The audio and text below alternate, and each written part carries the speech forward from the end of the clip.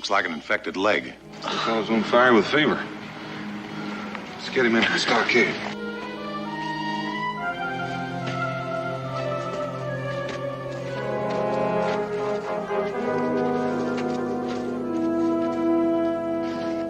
One, two, three, four. Got a 6 man here, folks. Somebody get a cop from upstairs. Through here. Brandy. That might help.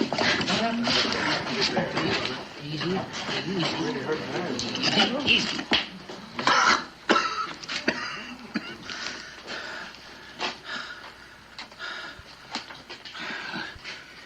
Ain't much time. Just take it easy, mister. We'll have you bedded down in no time. I got something to confess. I murdered Jacques Moreau. You hear me? I killed Jacques Moreau.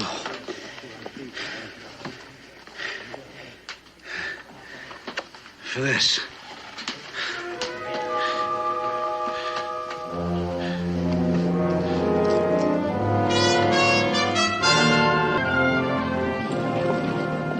Anybody ever seen him before? I never seen him, and I never heard of anyone called Jacques Moreau. Sounds French to me. Well, all I can say is anybody with a necklace like this is just asking to get himself killed. What's it worth, Cincinnati? Well, I can only guess. But all them pearls seem to be matched. And every one of them looks to be near perfect. So I'd say it was somewhere in the neighborhood of about, 50,000 pounds. 50,000 pounds.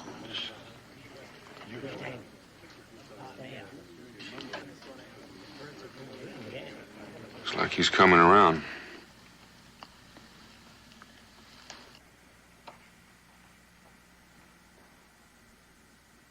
Who are you? My name is Daniel Boone. Who are you? That don't matter. All right. You were confessing something to us, remember? Yeah. What day is it? 14th of March. It's too late. They're gonna hang him the end of this month.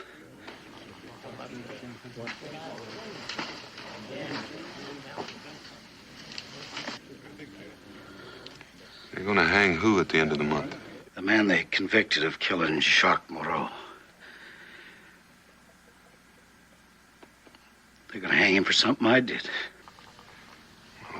Just try to tell us about him. If they're not gonna hang him till the end of the month, there might be still enough time to save him. Too far away. New Orleans. What is the man's name they're gonna hang? Then I fell down. I tore my leg open. It got infected. The man's name? The fever. I got fever. It was like the beginning of the pit. It was just like the...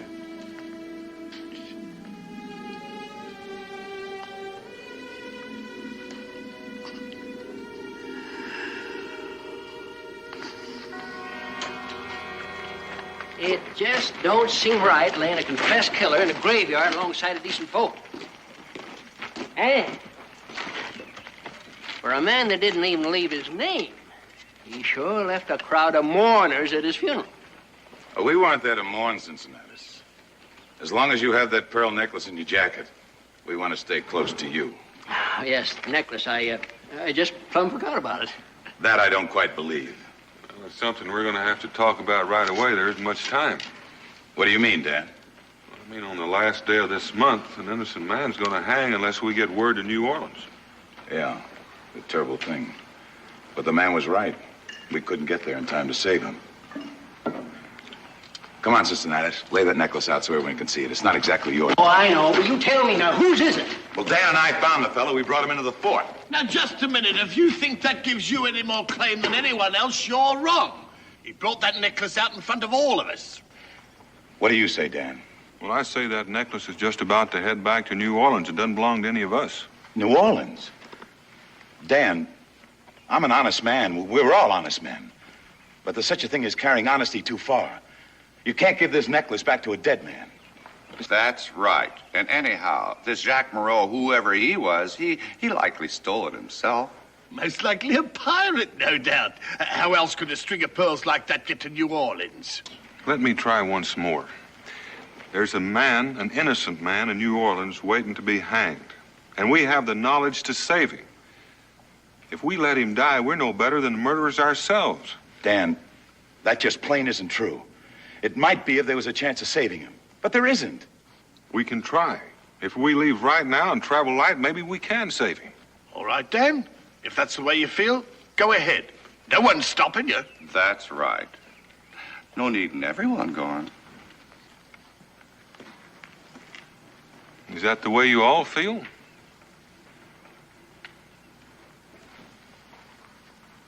All right. Thanks. That's just what I'll do. Now, just all of you simmer down. I can't save him without the necklace. Why not? Well, think about it. I don't know the man's name. I don't even know the name of the man we just buried. I can't walk into New Orleans and claim this man is innocent. Who's going to believe me? I have to prove he's innocent, and the necklace is all the proof we've got. Now, Lang, you wouldn't condemn an innocent man to hang for 80 pounds. Certainly not. Well, if you divide the value of this necklace among all the folks who live hereabouts, that's just about all one share is going to amount to. So I reckon I'll be going south. But Dan, just a minute. I guess we have let the value of the necklace make us forget the real issue. But if you insist on going, it's not right you should go alone. Well, you were going to let me go alone before you found out I had to take the necklace. Not so dangerous for you then. Well, I reckon 2 witnesses to a dead man's confession is better than 1. Good. I'll go pack and see you. We'll leave first thing in the morning. Well, I'm going to leave as soon as I go by my cabin and pick up my pack. If I see you coming before I cross the South Ridge, I'll wait. I'll be there, Dan. You won't have to wait. Good luck, Daniel. Well, there goes our 50,000 pounds. I'm surprised Lang changed his mind about it. I'm wondering if he really did. Oh, come now, Carl. You can't be thinking what... Oh, no, of course not. I got no right even suggesting such a thing. Lang's absolutely sincere. I agree. If I didn't think like that, I might go along myself. As it is, I think I'll just, mosey along home.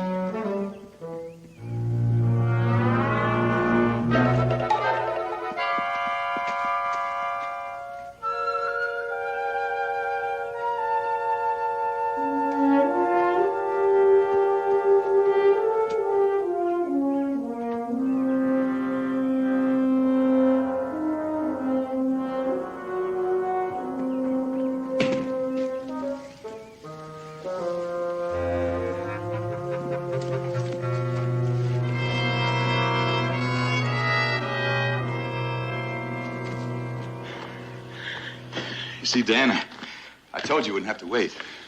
Huh?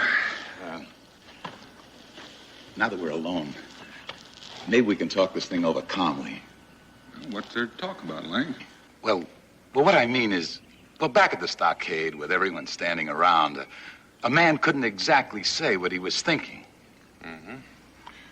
And what are you thinking? Look at it this way, Dan. How many times in a lifetime does a man have a chance to make a fortune? Well, I don't know. I'm not quite through living yet.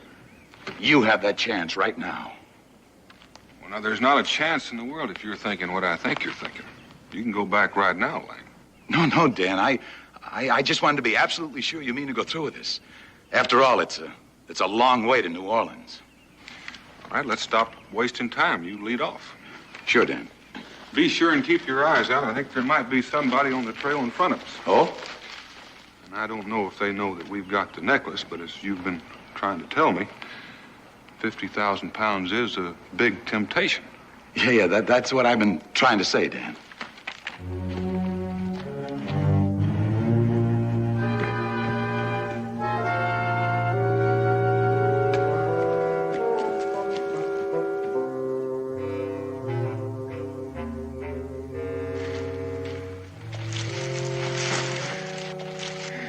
Now, we haven't seen or heard a soul.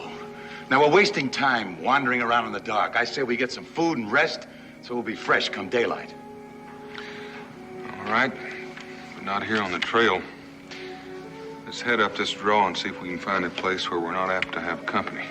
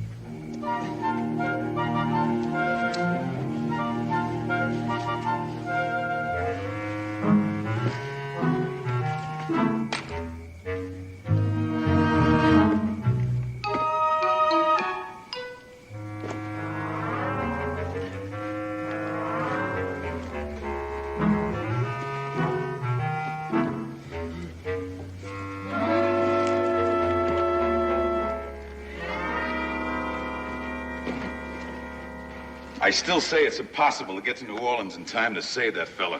Not without horses. Well, I already thought of horses, but I think this way will be faster. Once we get to Grimes Ferry, we can get a canoe. That'll take us into the Tennessee River, and we won't have to stop day or night for over 300 miles. Suppose Pa Grimes doesn't have a canoe. Well, there's no use supposing ahead of time.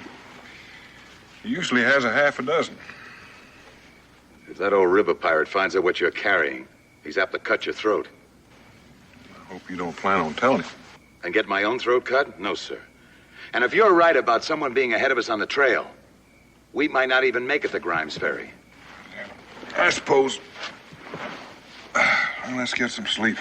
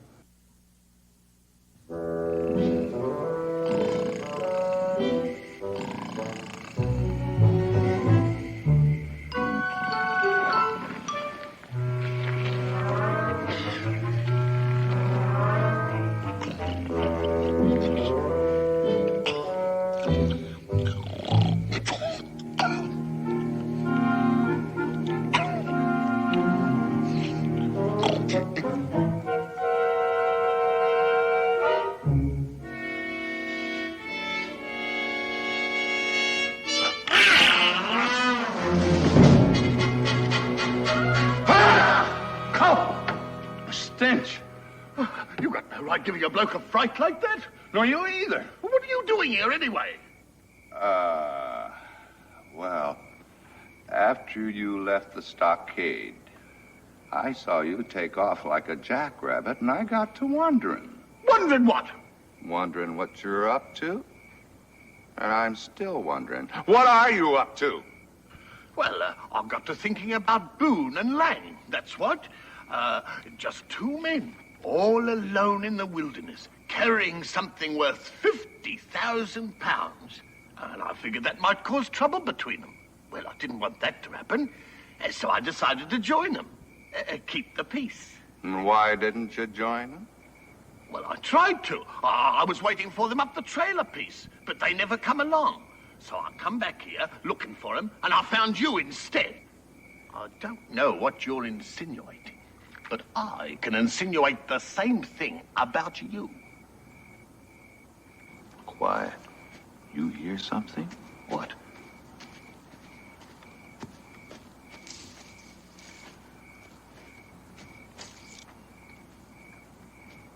Someone's coming.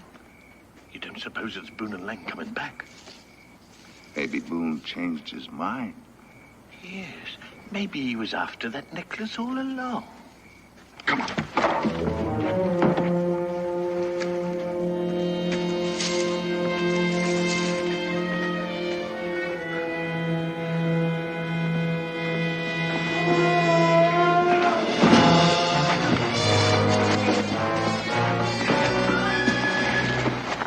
It's Lang! Huh?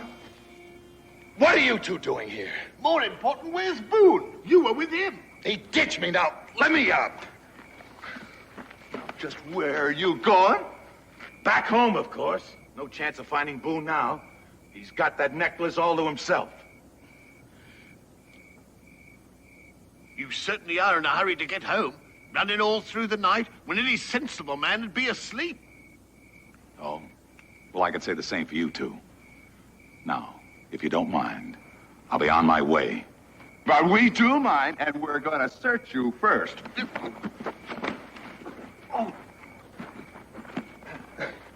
Any man who doesn't want to be searched must have something to hide. He's got it. All right. Boone had no right to take it. We'll make it a three-way split, right? No, you were aiming to take it all yourself, so that sort of rules you out. Just tell me one thing for the moment. Is Boone still alive? What kind of a man do you think I am? Of course he's alive. I just took what belonged to us. And we better be on our way because Boone's going to be coming after us. Yes. Well, I'll just take a look.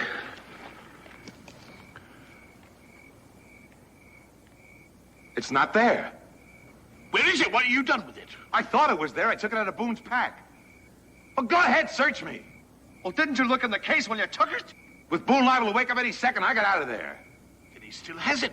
He figured you might try and steal it, and he took it out of the case. Of all the dirty, cheating tricks. And it wasn't stealing. That's right. And we still got a chance to get it. Now, where is he? Come on. It's not far.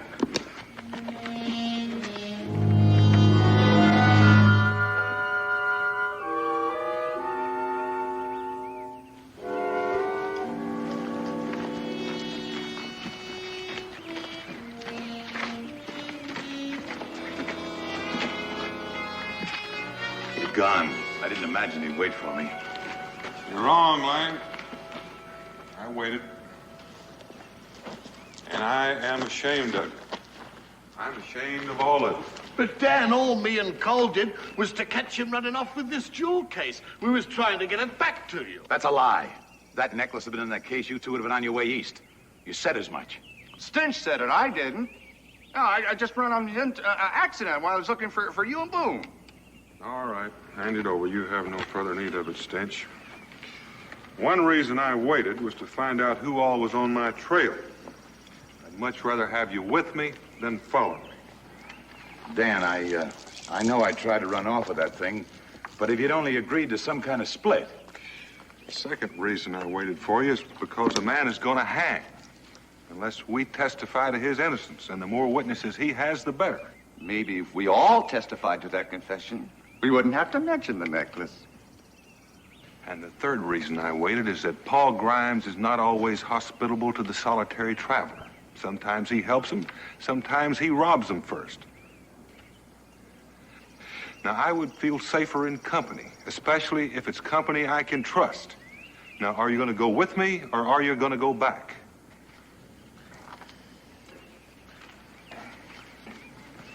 I'll go with you, Dan. Me too.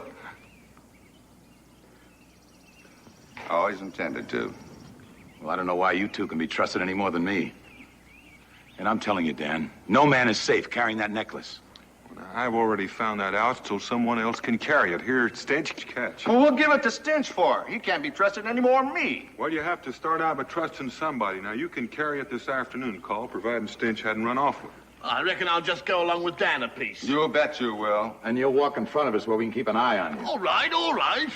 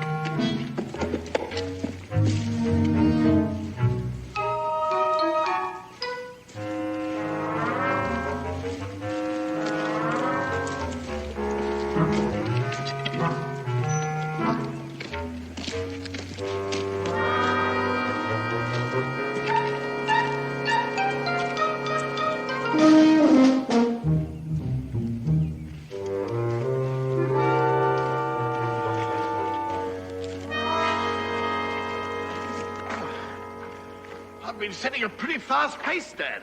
All right if we rest a bit. Well, Grimes Ferry can't be more than an hour away. You can rest while we're paddling. Well, it's past noon, and I think it's just about time for me to start carrying that necklace for a while. I get nervous expecting Stench to bolt. What do you mean? I haven't made a move. You've been thinking about it hard enough. Easy now. Things have been going pretty smooth for a while. If Call wants to carry it, let him carry it. It's his turn. Well, I reckon I'll ride in a canoe with Carl. I reckon I might be disputing that honor with you. All right, you heard what Daniel said. Now hand it over.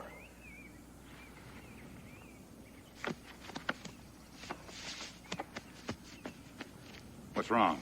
I ain't got it. It must have slipped out from beneath my coat somewhere. Unless one of you fellas took it off me. Nobody's been that close to you now. Where is it? I tell you, I ain't got it. It must be back along the trail someplace. You didn't lose it, you cashed it. You aim to go back and find it when nobody's looking. But you're gonna find it for us right now. That's right. Now, where is it? I tell you, I don't know where it is. It's lost. You're gonna stay with us till we find it. Now, come on. Well, now, wait a minute. This is a pretty good show, but it's mighty unnecessary. Stench is telling the truth. He doesn't know where it is. Well, he sure didn't drop it by accident. Nope. He cashed it all right. Only it was uncashed a couple of seconds later. I had hoped you all had reformed. Oh, you got it. Call, I don't know whether you or Stench are going to win first prize in acting. Now, you forfeited your right to carry it because you've got it. Now, hand it over. Search it. Stop it!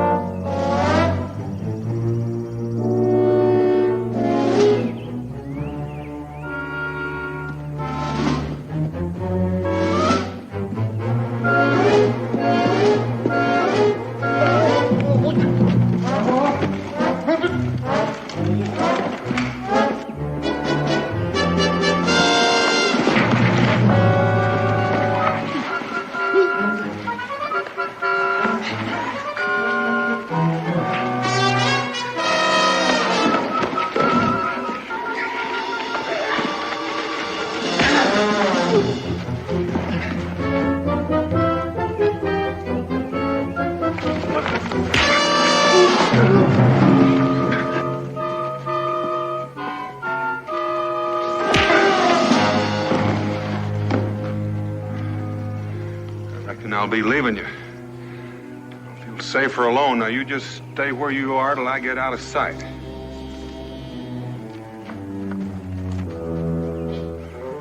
You certainly fixed things for all of us. Oh, shut up. I didn't do any more than you and Lang tried to do. Oh, shut up, both of you. If we'd have stuck together instead of each one trying to get a necklace for himself, we'd have it by now. 50,000 pounds split 3 ways isn't bad. I don't reckon there's a chance of catching Boone before he gets to Grimes Ferry. But we can catch him after that. 3 paddles is a lot faster than 1.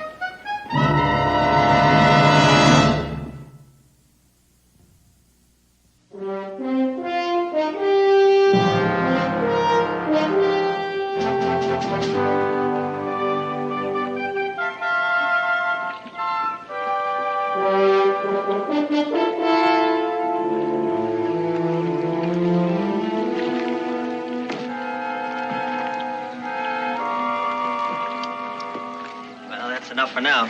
We can push off any time. Not yet. Looks like we got one last customer.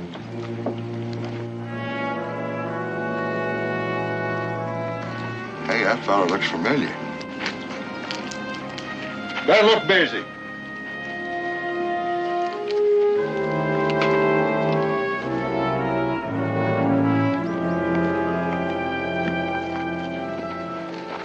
Oh, there, Grimes, you remember me? Why, sure, Donald Boone. What brings you by these parts? Well, I'm on my way to New Orleans. Thought maybe you could sell me a canoe. You seem to have several. New Orleans? Why? Ain't got no furs, none to trade. Nope, but I'm kind of in a hurry. I'll take a look at them.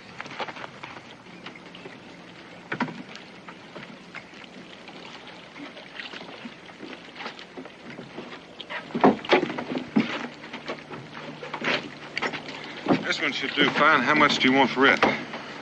Trouble is, Boone, I've been thinking about going out of business. We just about to leave here. Oh? Well, ain't nobody comes by this way anymore. You're the first one by in months. Well, how about $10? I ought to be able to get something for it at the end of the trip. Oh, you don't seem to understand. Now, first, we're going to have to find out how much you can afford to pay.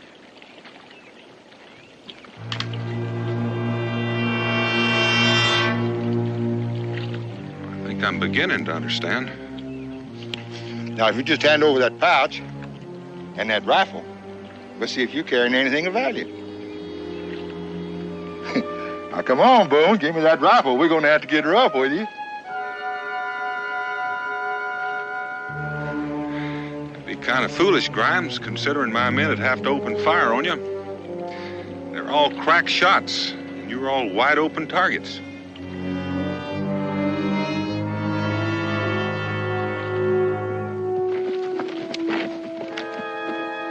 Looks like Boone's in some kind of trouble. As I said, I'm in kind of a hurry. Here's your $10. If you don't mind, I'll try out this canoe before they get here. Yeah, okay, yeah. You know I was only joking with you, don't you, huh?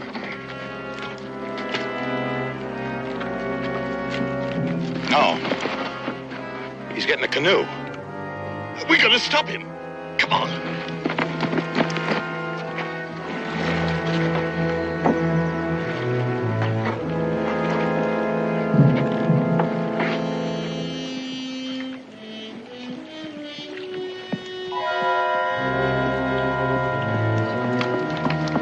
Quick, how much for a canoe?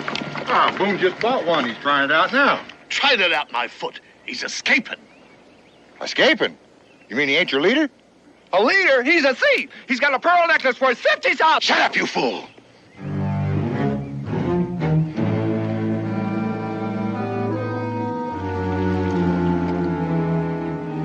Stand away.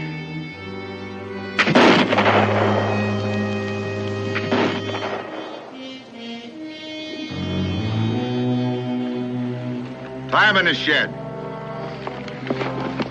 Make it hot for him.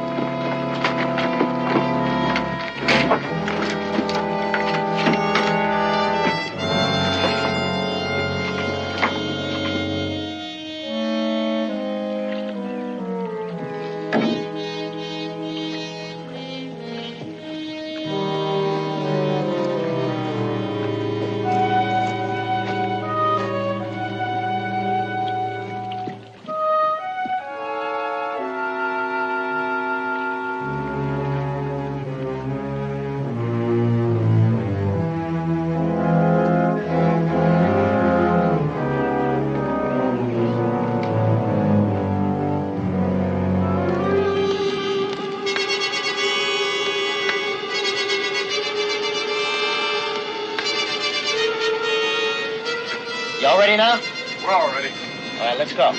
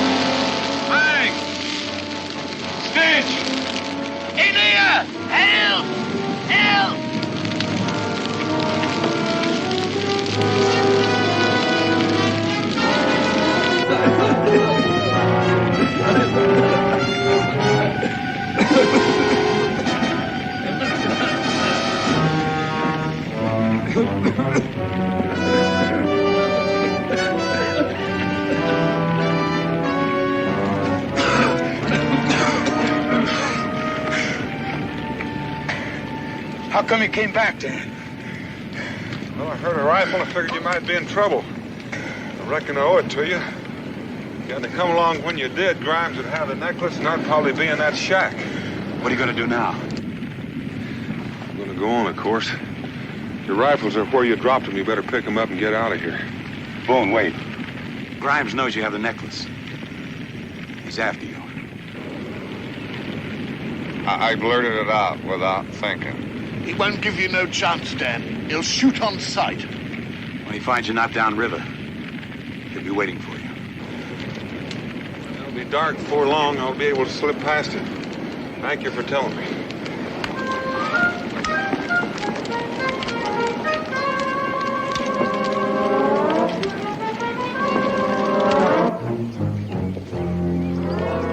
Dan, after losing all this time, you can't possibly get to New Orleans in time to save that fella's life. That's right. And nobody expects you to risk your own trying to. Well, I didn't plan it this way. This is just a little difficulty that came up.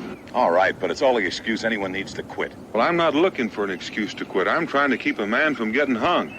Doggone it, Dan. Can't you realize a man who gets himself convicted for a crime he doesn't commit must be a bad sort? He probably deserves hanging anyway. And if you turn that necklace over to the authorities, like as not, they'll sell it and keep the money for themselves. That's right, the dirty bunch of crooks. And look, Dan, if we took that east and sold it, think of all the fine things we could do. We could build a school for the kids, and we could build a church for the folks where they could go and learn to be Christians. Oh, Dan. All right.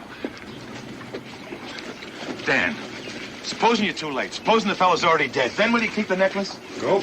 You may have a family. It's pretty tough on a child growing up in a world that thinks his father's a murderer. I'm too late to save his life. The least I can do is clear his name. I'm on my way.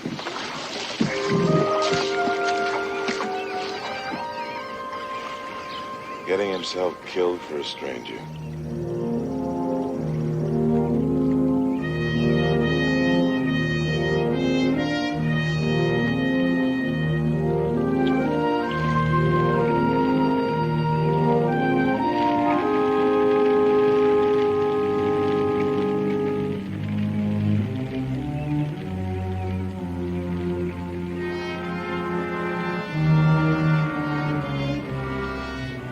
Sure not much left of this shed.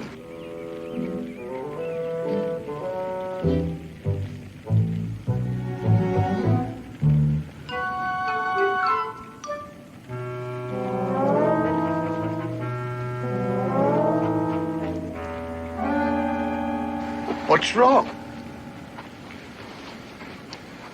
He got to us just in time, didn't he? I suppose I should feel more grateful for being alive, but I don't much. How are you fellas feeling? If something's gnawing at me innards. And it's gonna gnaw a lot harder and harder till the end of our days. You know why? Because we're acting like a bunch of cowards. Oh, but we tried to stop him. He's on a fool's errand. He's got no right to expect our help. I don't recall his asking for it. And it's too late now anyway. If that gang of river pirates is waiting, they'll have him. How do you know it's too late? There's another canoe over there. The three of us can paddle a lot faster than he can. Well, Well, if we're going, let's stop wasting time. All right, let's go.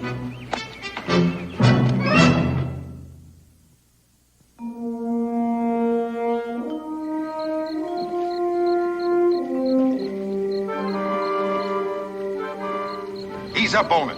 Take it over to the shore there.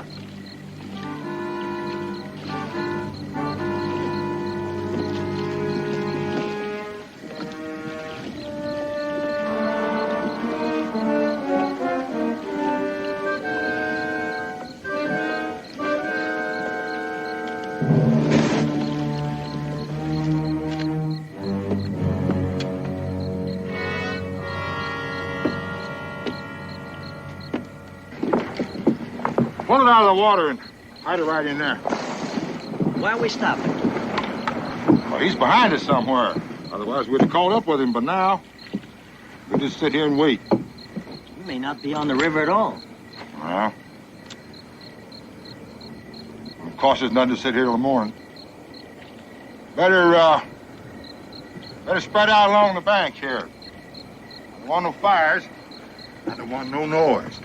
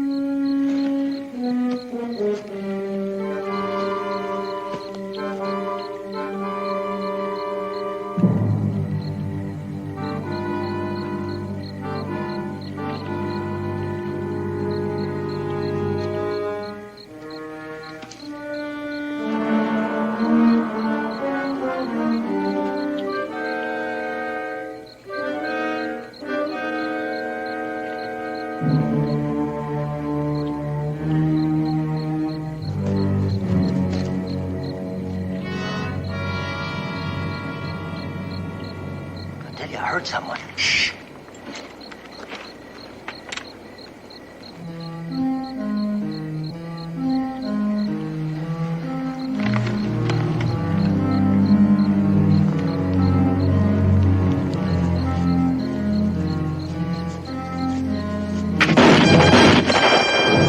Let's go get him.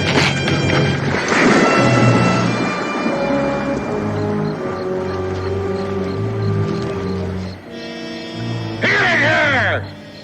He's somewhere behind you. Go find him.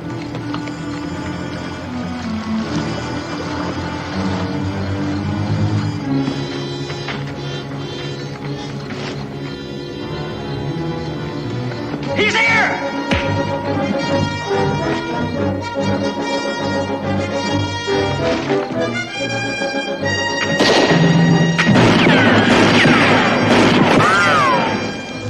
Go around, go around. Get up there.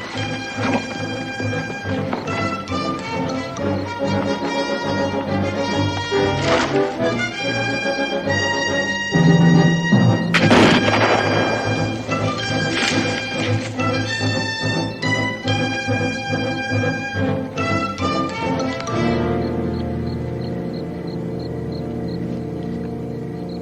Hey, Boone!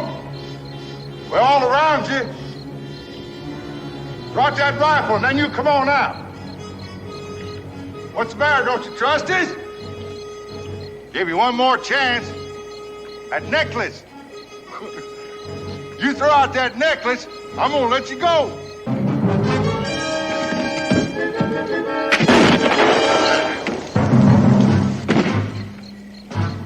His gun's empty.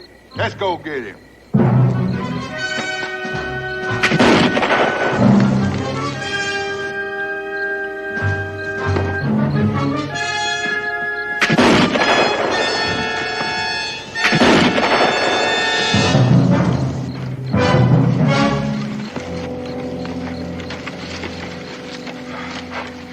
Now, you fellas sure are persistent. Yes, we are. And now for the last time, Boone. Are you going to hand that necklace over peaceably? Nope, not peaceably. Only I don't know how I'm going to get to New Orleans. I lost my canoe. Oh, we've got a canoe. That's a lot of paddles. You can still make it in time. All right, Lang.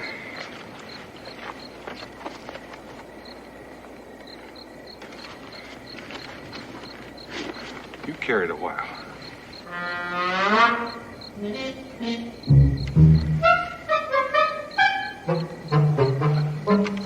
Let's go.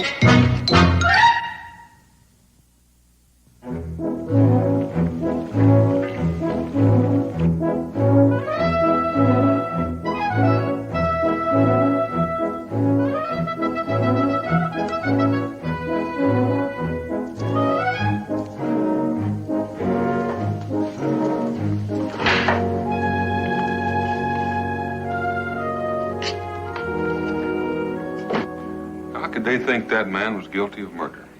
He was the keeper of the inn where Jacques Moreau was murdered. Some guests heard Moreau groaning and ran to his room to see what was wrong. See? And they found the accused standing over the body with a bloody knife in his hand. His story was that he too had heard Moreau groaning. Suspecting foul play, he armed himself with the knife and ran to help Moreau. But he was a moment too late. And in his astonishment, he dropped the knife in Moreau's blood. Why wouldn't they believe his story? The point is, the jury thought he did have the necklace, but would not produce it because that would have been absolute proof of his guilt. And so, here it is at last. What's going to happen to it now? Yes. Whose is it? I believe that it is yours. Ours? Oh, no, I do not mean yours personally. I mean, the necklace was destined for your country. A loan from the Queen of France to provide instant support for the sinking finances of your revolutionary cause. Jacques Moreau was a French agent, you see. His ship was destined for Philadelphia, but because of the British blockade, had to come here instead. Well, then the necklace will have to go on to Philadelphia. Yes, that is right. But the blockade still exists, and the British are searching every ship.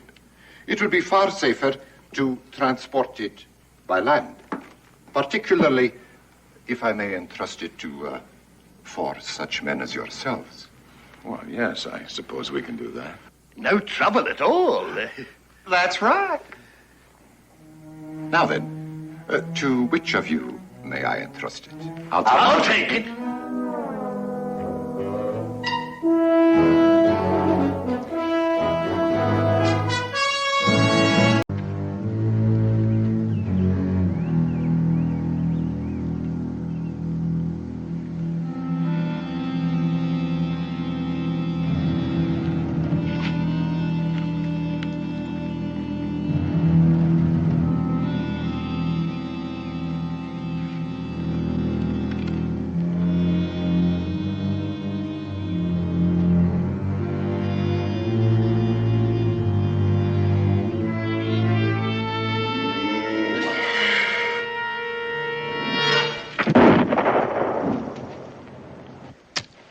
Morning, gentlemen.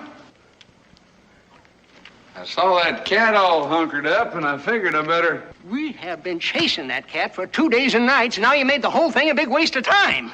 Oh, I saw the two of you over there. I don't know where you're from, but around here, a man don't come in on another man's kill. Especially if you can't shoot no better than you can. Well, where I'm from, sir, you don't take on to a feller quite so fierce. Unless, of course, you got no manners. In which case, somebody generally teaches you some. Of course, you being a little older than I am, I reckon I can't even do that. Well, just you forget about my age and put up your fists, because I'm going to teach you who's going to show who's some manners right now. Now, wait a minute. Stay out of this. Wait a minute. Al! Wait a minute. Can't even fight. Look, that lion's been killing livestock around here. 2 days ago, he mauled a young boy pretty bad. It's the first time anyone's had a chance to get a shot at it. That's right. Well, I can understand why you're mad, and I'm sorry that I spoiled your hunt, but... My name is Moss, Calvin Moss. Howdy. This gentleman here who intends teaching you some manners is Cincinnatus. I'd have had that cat right between the eyes if it hadn't been for you and that... I sort of doubt that. You mean to say you're questioning my marksmanship? No, how can I do that? I haven't even seen you shoot. It's just that... Come here. I saw you two back there, and I didn't think you saw that cat, and it was all set to jump. Well, I expect we got a little apologizing to do, Mr. Jones. D'Lo Jones. D'Lo. I owe you some thanks. Yeah, see, we never even suspected that cat might have had a mate. I told you we should have waited till Daniel got back before we went on a hunt. I know it. Hadn't been for D'Lo here, that the two of us might have got ourselves killed. This Daniel you're talking about, that wouldn't be Daniel Boone, would it? You know Daniel? Oh, sir, but I'd sure be proud to meet him sometime. Reckon that can be arranged. All we gotta do is just come back to Boonesboro with Cal and me, and I tell you, you'd be mighty welcome. Why, sure. I'm just gonna take you up on that. I was headed for there anyhow. Oh, plan to settle down there for a spell, huh? Well, that all depends. I might have to leave most any time. But if I stay around, we'll try to get that other cat. Good idea. Hey, hold on till I get my gear, all right? Pack of trade goods I brought from Virginia with me.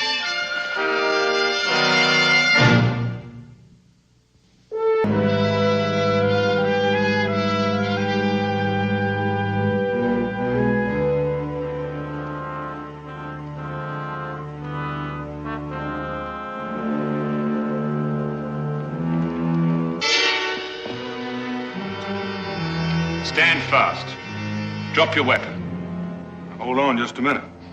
Disarm him. I'd call my men off if I were you, Sergeant. I don't know what this is all about. You're under arrest by order of the governor of Virginia. Afraid you're treeing the wrong cat. Call your men off, Sergeant. Gentleman's telling the truth. My apologies, sir. My scout here, Natook, saw your approach and made his report. You're not unlike the fugitive we're after. He made an honest mistake. Well, I heard your men a half mile down the trail. I'd have hardly kept coming if I was the man you were after. Granted, sir. But perhaps you can appreciate our situation. I'm Lehman Henderson, Special Officer of His Majesty King George. My name is Boone, Daniel Boone. Ah, Boonesboro. We have reason to believe that the fugitive may be en route there. We traced him to Nutter's Fork, but he'd moved on. Unfortunately, none of my men have ever seen our quarry. I'm the only one who knows what he looks like. But he's tall, like yourself, and a woodsman. So Natick's mistake is understandable. Again, our apologies. Well, no harm done. What's this fellow wanted for? Murder, Mr. Boone. Murder. If you have any information that could be of assistance to us, if you've seen anybody on the trail. Well, not many strangers find their way to Boonesboro. What is this fellow calling himself? I wouldn't know that, Mr. Boone. But his name is D'Lo Jones. D'Lo Jones.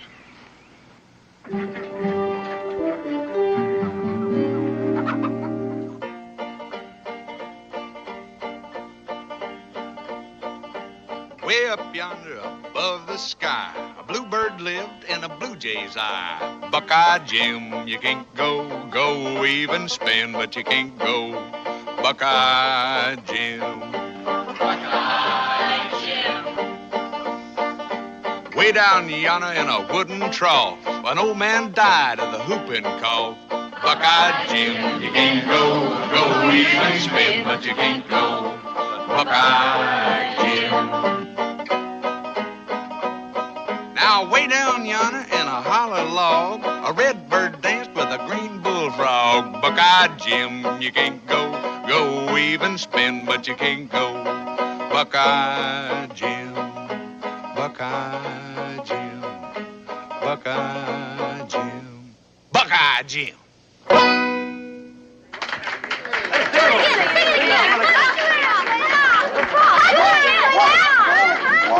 Whoa! Hold up now. You folks want to look at my goods, and we got to give them a chance even though they are grown-ups, right? You folks just go ahead, look at the goods. You see anything you like, go ahead and take it, and we'll talk about the price later, all right? Hey, and there's some doodads over there you kids will like, I'll bet you. Hey, come on, yeah.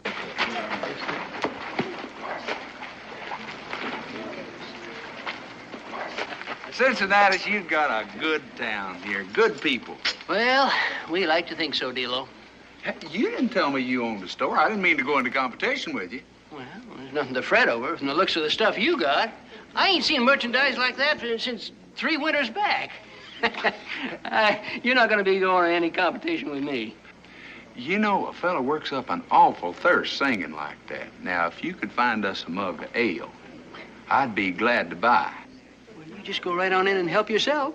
I'm going over to the Boone place now, see if Daniel's got back from Salem yet. Sir? Come on, Israel, let's go. Look what I found, Cincinnati.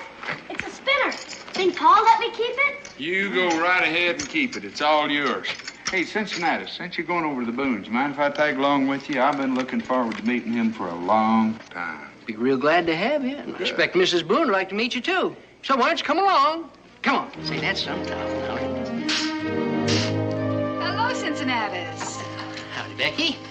I take it Daniel ain't back from Salem yet. No, he's not. I'm expecting him any time. Was it something important? Oh, nothing special. Mr. Jones here would like to meet Daniel. By the way, D'Lo, this is Rebecca Boone, Daniel's wife. How do you do? My pleasure, ma'am. Won't you come in? Well, I reckon we could set a spell if it won't put you out none. Nonsense. I'm grateful for the company. It gets awfully lonely when Dan's gone. Come along, Israel.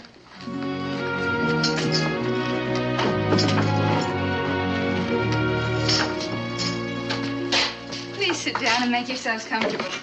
I'll get some cool cider. Will you sing a song for me, D'Lo? I don't know. Your mama might not like that. Oh, she'll like it fine. She don't get to hear music very often. What do you think? Sure. You know, every time we have a dance, Becky's apt to be the last one to leave, just listening to the music. What are you going to sing for us? Well, now, I know you heard the story about the handsome young soldier and the pretty little girl in Caroline. I ain't heard it. It's hard to believe. It's hard to believe that a man could do what he did. Especially with her looking up at him and asking just one question. What was the question, D-Lo? Oh, soldier, soldier, will you marry me with your musket, pipe, and drum? Now, how can I marry such a pretty gal as ye when I got no pants to put on? So off to the tailor she did go as fast as she could run. She bought him a pair of the best that were there, and the soldier put them on. Now, soldier, soldier, will you marry me with your musket, pipe, and drum? Now, how can I marry such a pretty girl as you when I got no boots to put on? So off to the cobbler she did go as fast as she could run. She bought him a pair of the best that were there, and the soldier put them on. Oh, soldier, soldier, will you marry me with your musket, pipe, and drum? Now, how can I marry such a pretty gal as ye, with a wife and a baby at home? Sing another one, D-Lo. Go on, sing another one. Israel, now that isn't very polite. Mr. Jones may be tired. I hope the noise didn't bother you none, ma'am. Oh, of course not. But Israel shouldn't impose on his guests that way. Can D-Lo stay to supper, Ma? Then maybe he'll play and sing some more for us. I'd be delighted. Will you stay for supper, Mr. Jones? And you too, Cincinnatus? Well, I'll be happy to. If it's not causing you too much trouble. Of course not. You help yourselves, and I'll go start preparing supper.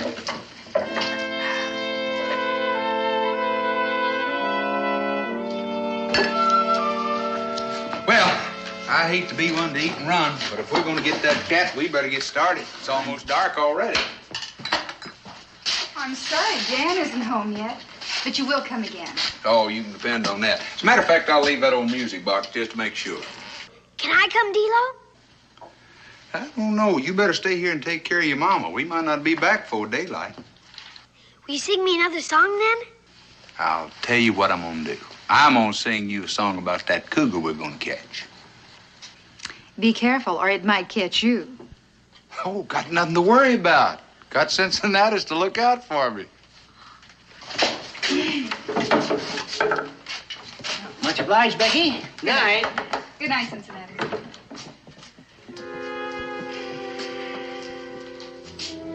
He's real nice, ain't he, Ma? Yes, Israel, he's a very nice young man.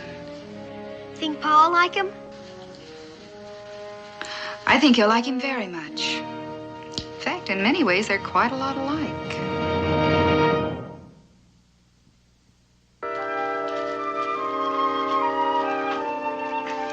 Those sure are whoppers, Mr. Jones. I wish I could have been there when you got them. Oh, they're fair size, I reckon. I got an old mama lamb one time that had cubs bigger than me. Cubs? You never saw the beat. Way up north of here, in a place called Lake Temiskaming in Canada. Canada? Pa's talked about that place. It's a far piece. Oh, deed it is.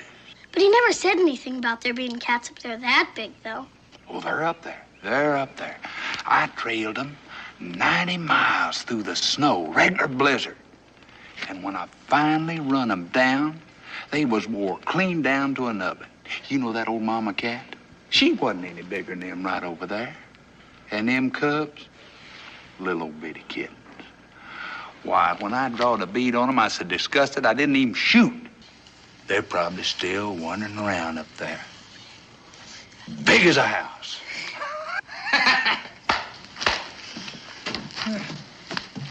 Well, it looks to me like you've done a right smart job of them hides.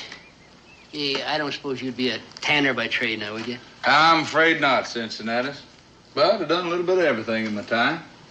What, you going out again? Well, I should be getting back to the store, but I figured that maybe Becky could use some game for supper. Well, say, I'm through with these hides. Why don't I go out and see if I can scare up a gobbler or two? Well, I don't know. turkeys have been about as scarce as hen's teeth around here of late. So you might have to settle for rabbits. Well, who knows? We might get lucky and, by George, just have a good meal for Mr. Boone when he gets back. Well, I tell you what, I think you'll have better luck over to the southwest. You think so? Mm-hmm. Well, I'll jog back that way in a little bit.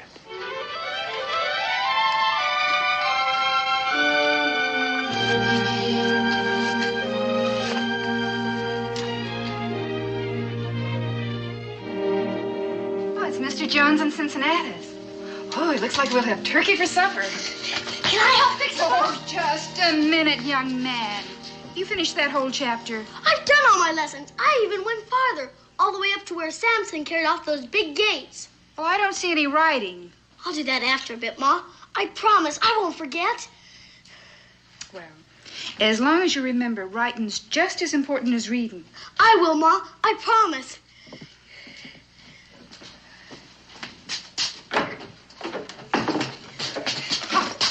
Whoa! I've been jumped by a wild Sicarni. And that's just the way they attack, too, you know. I'll put the kettle on for tea. What's a Sicarni? Have you heard of that tribe, Cincinnatus? Well, no, I can't say that I have, Israel. Sicarni's a tribe of Indians that live up by Bear Lake in Canada.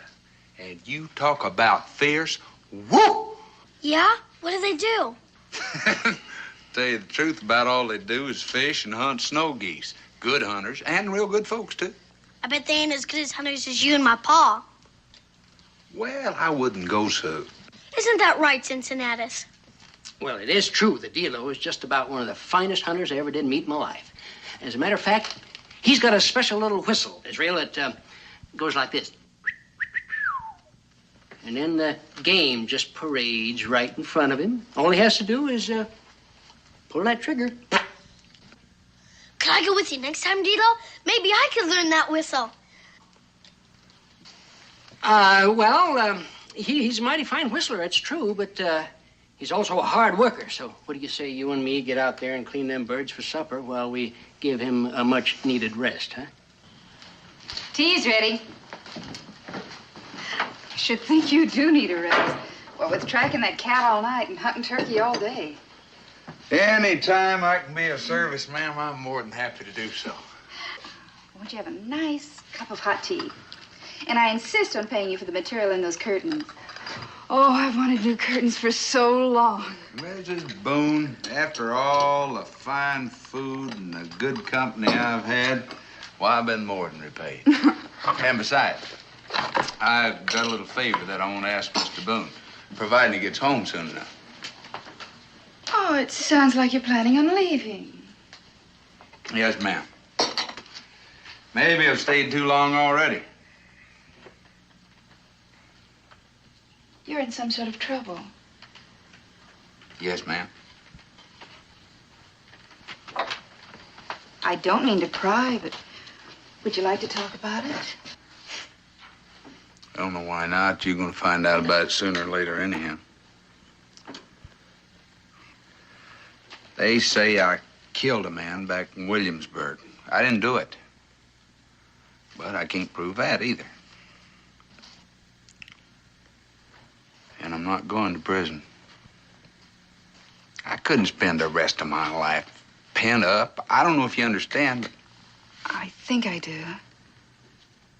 But if you didn't do it... Well, there's no time to go into that either. My innocence, I mean. But... Well, I'd like you to believe me.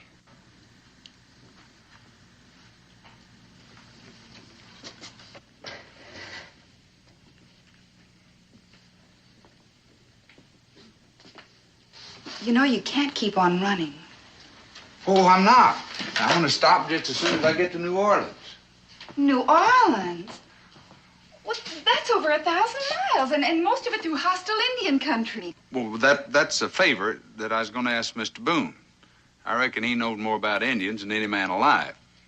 And I thought if we got to be good friends, that he might give me a hand. Reckon it's too late for that. Well, I guess I'll be moving on. If I stay around here, I'll just get you in trouble, too.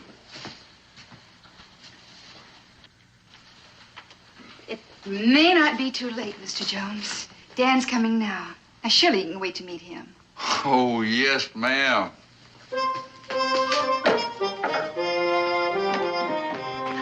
Oh, Dan. Dan. Oh, I'm so glad you're home. I'm glad to be home, too. Was it a bad trip? Oh, not bad. Where's Israel? Oh, he's out back helping Cincinnatus clean some turkeys for supper. Turkeys? Mm-hmm. Don't tell me Cincinnatus has turned into a hunter. No, not Cincinnatus. A new friend of his. Someone you haven't met. Dilo? Dilo? That's his name. Dilo, I want you to meet my husband. Dilo Jones. Mr. Boone, I've looked forward to this meeting for a long time. Becky, could I have a word with you alone, please? Excuse us, Mr. Jones. I'd like it if you'd call me Dilo. Dilo?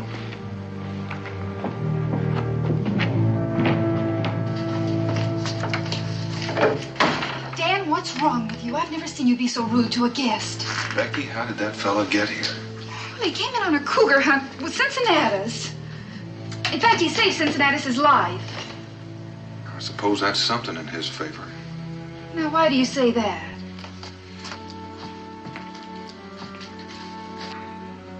He's wanted for murder. I know. He told me. He told you?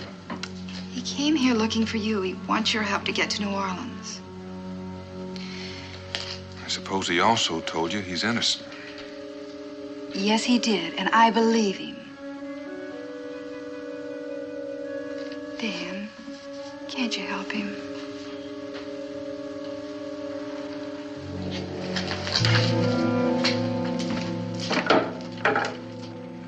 Dilo, you and I are going to have a little talk. Well, most folks say it's what I do the best. So you go right ahead. I figure I know what you want to talk about anyway. I ran into a detachment of King's men coming home, heading this way. They're looking for an escaped murderer. Well, I got here a little sooner than I expected. It kind of spoiled some plans I had, too. I was in hopes that if I had time, that you and I might get to be real good friends. And right now, I need a friend, Mr. Boone. There's a whole lot of Indians between here and where I'm going. And I don't know very much about Indians. Supposing we were friends, would you ask me to go against justice for you? If I were dead, I'd pay it. I reckon that's justice, and I wouldn't ask you to go against that. Dilo, was there a trial? No. Chances are there never would be. The gentleman with the warrant, Lehman Henderson, he'd make sure of that. You see, he's the one that done the killing. Henderson? That's right. I reckon if you don't believe me, you're gonna try to stop me. I don't know any one man that can do that, Mr. Boone. Except maybe you. And I'm hoping you won't try. So long, Dan. I wish we'd had more time.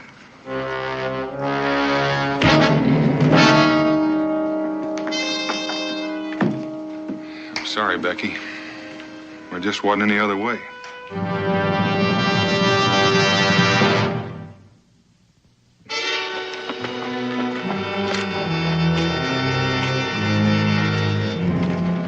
He's not in there, sir. Try the next one.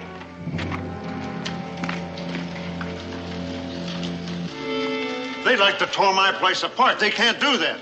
Are we going to take any more of this? I say we run them out of Boonesboro. Well, why don't somebody go get Daniel Boone? He can tell us what to do. Cincinnatus is already gone for him. Quiet down. Boone will be here shortly.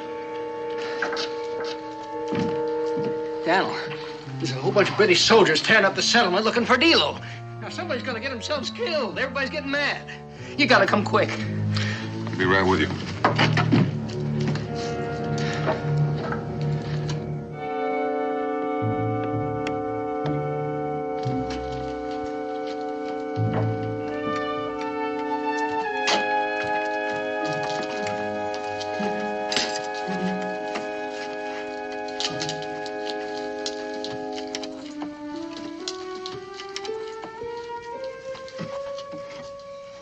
Dilo, come on out.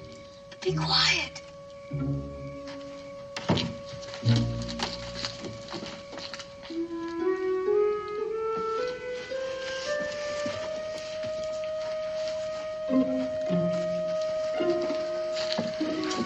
Gotta hurry. Pa's gone to the fort to get the soldiers. Boy, is he gonna be mad when he finds out what you've done. Most likely to bust a board over me. But I ain't gonna let those British soldiers hang you. I'm gonna make that up to you one day, Israel. Couldn't you take me with you? Doesn't take long for me to get dressed. And I'm a real good traveler. I'll bet you are. Not this time. Maybe the next time. All right, big fella?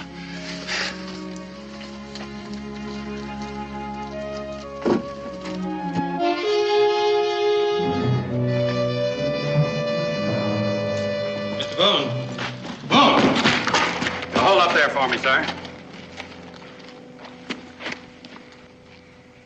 If you have any influence with these people, Mr. Boone, I'd suggest you use it. If they continue to defy duly appointed representatives of His Majesty's government. I don't see any signs of defiance, Mr. Henderson. From what I understand, it sounds more like a justified complaint. This warrant is implicit, Mr. Boone. It requires the full cooperation of everyone in the apprehension of the fugitive. So far, all I've received is sullen resistance. Well, you'll get more than that if you keep on. Daniel, you tell him to get out of Boonesboro. Yeah, Daniel. Yeah. All right, folks. Mr. Henderson, if these people wanted to resist, you wouldn't be standing there now talking about it. I want the fugitive, Boone. You people know where he is. I could consider this insurrection. Order these soldiers to open fire. Sergeant, get these people back. Come on, lads, move this crowd back. Come on, move. Come on, come on. I wouldn't give any more orders if I were you, Mr. Henderson. I want the fugitive, Boone. And you'll hand him over to my custody, or you'll suffer any consequences. He's not in Boonesboro, and these folks don't know where he is. Then suppose you tell me. I will, under one condition. If there are any conditions to be made here, Mr. Boone, I will make them. Then you're going to spend a mighty long time hunting for your man. Very well. I'll listen. I'll turn him over to you, providing he goes to Williamsburg, under escort by the sergeant and his men. You and I will stay over a day and start later. What kind of nonsense is this? It seems that Dilo thinks you don't want him to live long enough to stand trial. That is preposterous. That may be. But if it isn't true, why should you object to being one day late? I find your attitude insulting, Mr. Boone. You can take it any way you like. But those are my terms. Do you know I could take you into custody for this? I don't think so. You are harboring a fugitive. I'm not harboring anybody. I'm just making sure that Dilo gets a trial.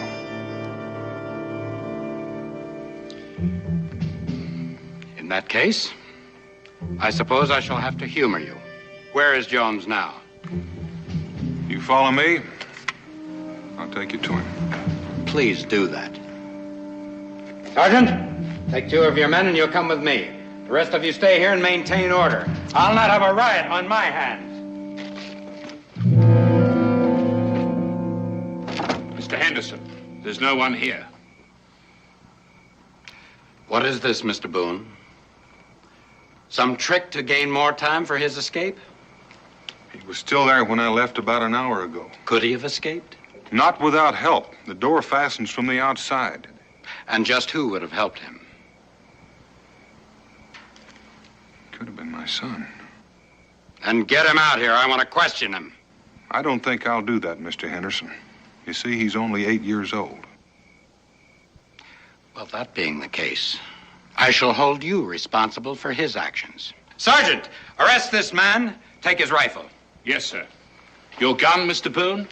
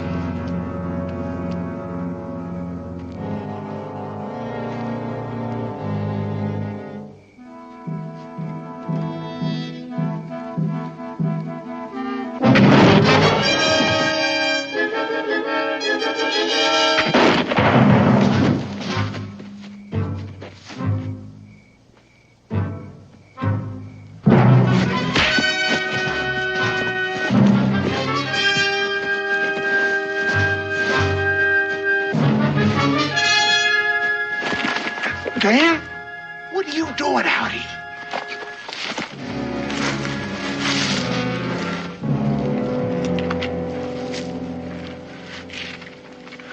I come close to letting daylight through you.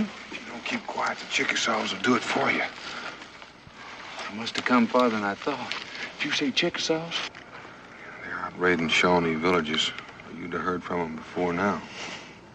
And I thought I was covering my tracks pretty good. You were. You almost lost me at that creek you crossed back a ways. Dan, you got no call to get caught up in this. I'm grateful to you, but you ought to go back home. Now, you've got Henderson after you, as well as the Chickasaws. I figure any man deserves a better break than that, D-Lo. What made you change your mind, Dan? Israel. But not for the reasons you think. I can guess. Hope you didn't whip him when you found out what he'd done. Didn't have the chance. Dan, I can't let you do it. You got a wife and a boy to think about. And I've also got the British Army after me. And that's my fault. Well, it doesn't change things one way or another. Do you know this country? No. I'm running blind. Then I'd better pick the trail. First thing we're going to do is get rid of those Chickasaws. It's a long ways to New Orleans. Dan, I'll make it up to you. Somehow, somewhere, I'll make it up to you.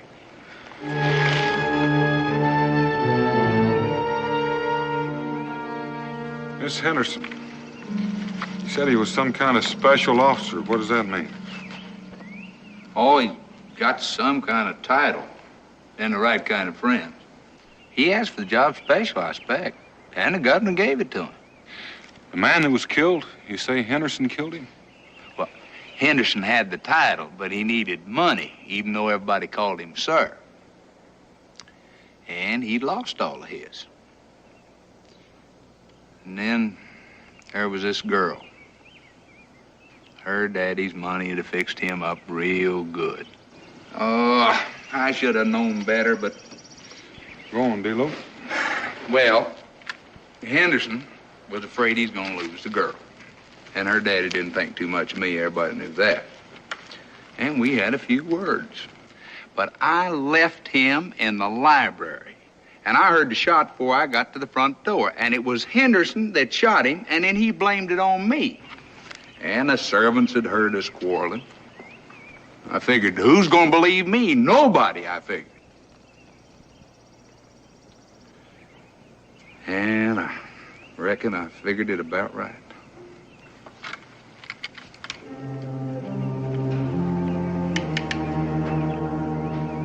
Aren't you pointing that the wrong way? If you've got any enemies, they're out there someplace. I reckon any way I'd point it, Dan, I'd be pointing at an enemy. It's all right, though. Like I said, I didn't expect anybody to believe me. I believe you, D-Lo. If you believe me, Dan, you wouldn't try to trick me. I'm not as good a woodsman as you are, but I know we've been heading east. You turned me around real good, facing west every sunup. And I know now. You couldn't make it to New Orleans, D-Lo, even if I tried to help. Going back's the only way. You've got to clear yourself. Dan, if you meant it, it wouldn't work. I gotta tie you up and leave you here, Dan. I know the governor, D-Lo. He's a fair man. If Henderson killed that fella, he'll pay, not you. I give you my word on that. Get up, Dan. Turn around, put your hands behind you.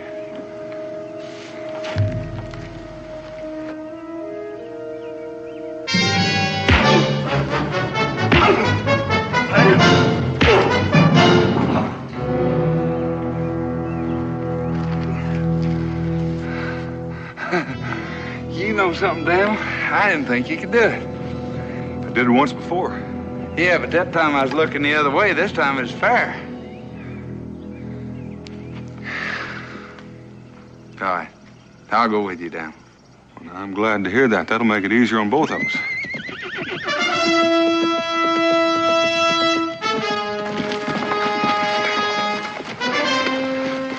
You sure you want to go through with this? I told you before, you're not the only one they're after.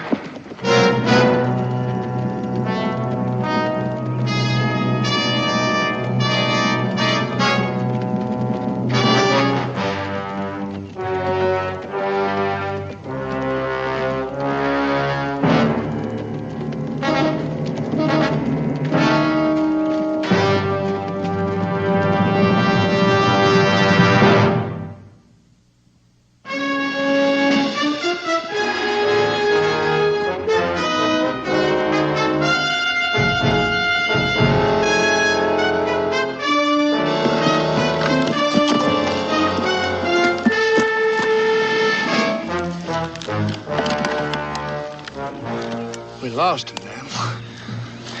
Well, it was more like it. Looks like we can walk home from here. That's not what's bothering me. Just getting you to Williamsburg healthy and alive is not enough.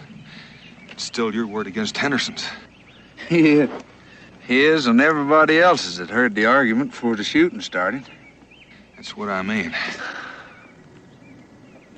You got something on your mind? It depends on how far you're willing to trust me. I come this far with you, ain't I? I think it's only fair to tell you that what I've got in mind's apt to get you killed.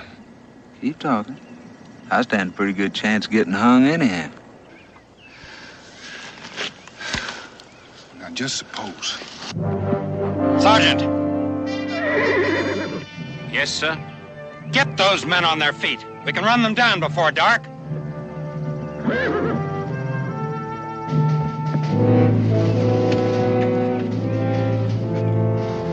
Right, lads.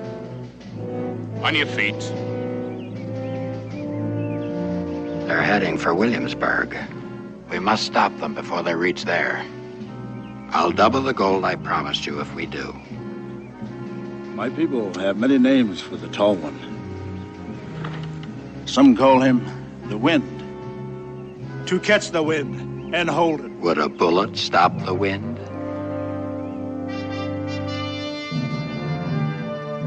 Nightuck will lead you to them. Your soldiers must do the rest.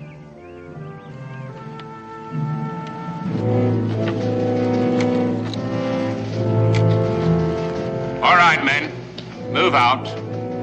Double quick.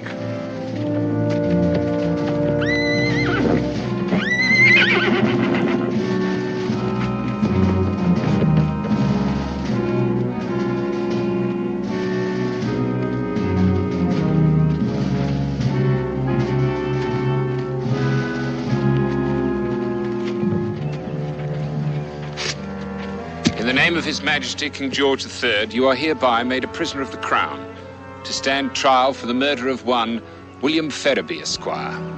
That's why I'm here, Sergeant. I want to make sure I get that trial. You understand the penalty for the crime you've committed. And your attempt to escape justice has proven your guilt. I understand the penalty for murder, Mr. Henderson. But just because I ran don't prove I'm guilty. The court will decide that. Yes, sir. I hope so. Where's your friend Boone? I want him, too. He went on to Williamsburg. Seems the governor's a real good friend of his. Well, you can't be far ahead. Sergeant, you'll take Natick and your men and pursue the other fugitive. I'll follow with the prisoner. Yes, sir. I'll leave two of my men behind. But that won't be necessary. Mark your trail well. We'll not impede the chase. Right, men. Follow me.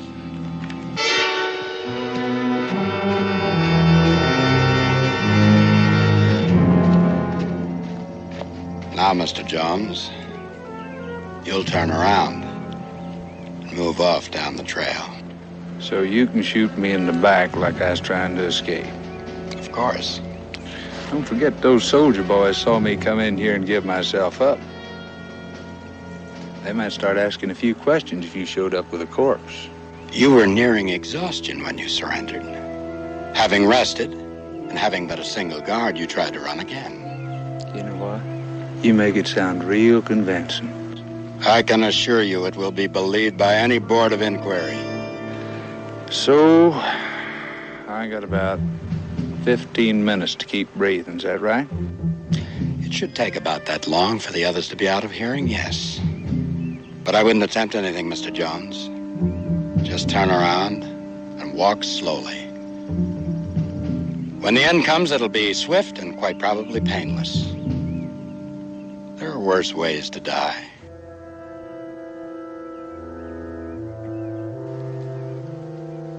I understand you woodsmen can read the sun to within 30 seconds. The end will be far more pleasant if you don't go to all that trouble. Move.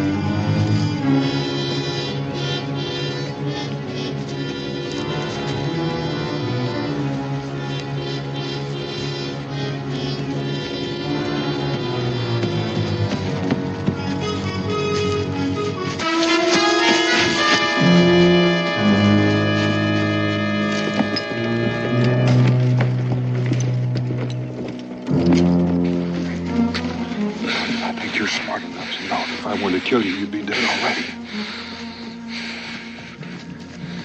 I'm gonna have to turn you loose in order to gag you. If you try to yell, it's gonna be a short last word, you understand?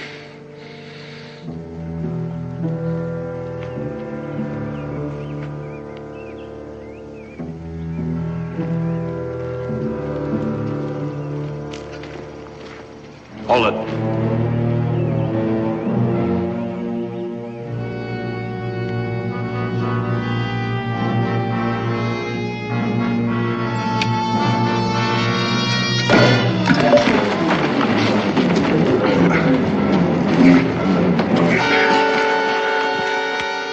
I began to get a little nervous there. I didn't aim to cut it so fine, D-Lo, but that Nate Tuck wasn't too easy to throw off the track. This man is a murderer, Boone. As a loyal subject of the Crown, it is your duty to see that he's brought to justice. Now, that's not the way he tells it, Henderson. He says you're the one that did the killing. His word against mine, and I have a governor's writ to back my assertion. Do you intend to dispute that? Well, that's kind of a rough decision for one man to make. I think I'll put it into other hands. Now move.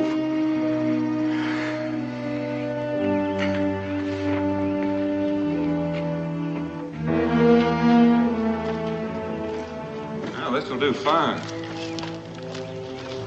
D-Lo, did you ever hear about the old Indian custom where they let the great spirits decide between the guilty and the innocent? Yeah, I heard of it. What are you talking about?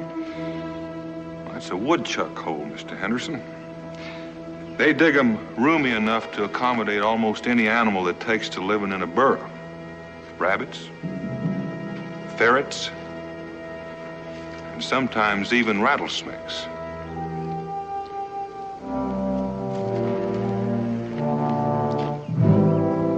They usually build them with 2 or 3 entrances, sort of a escape route.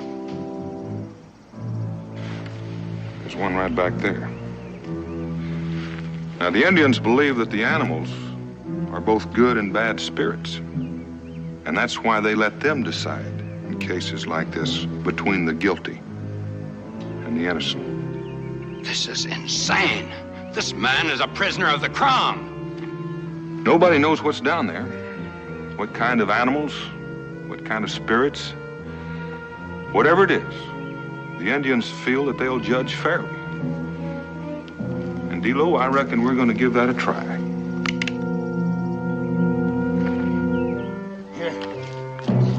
Here, Boone! Boone! This is barbaric!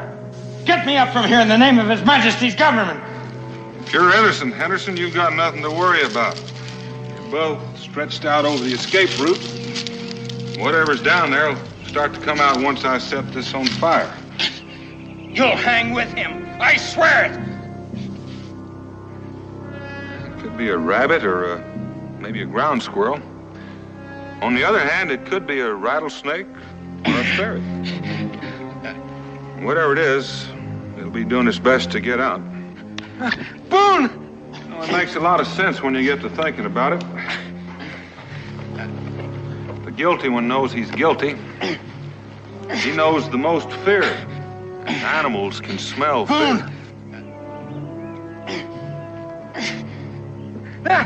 Boone! Boone, get me up! Quick! I feel something. There's something in my back. It's tearing at me. Get me up, quick! Boone! The fire's hardly started, Henderson. I killed him. I killed him. Get me up, quick!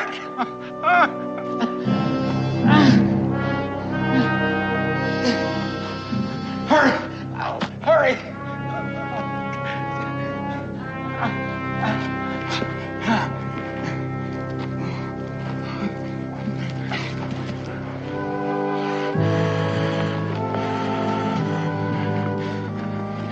And then I'll be back. I'll see you both hang for this. I killed Farabee, but the governor's not going to take the word of two half-wild savages. I'll see both of you hang. I figured that's the way you'd feel about it.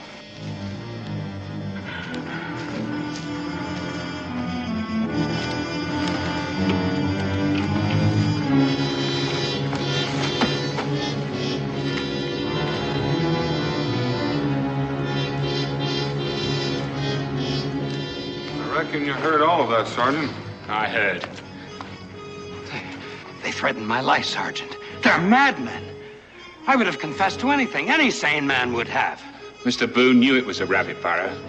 You were in no danger, Henderson. And you stated again after you were freed that you killed Mr. Farabee. I'll have to testify to what I saw and heard.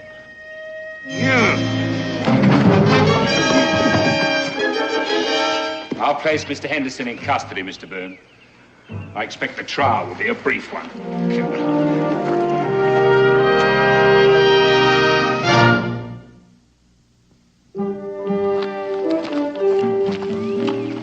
Want me to go the rest of the way with you, D-Lo?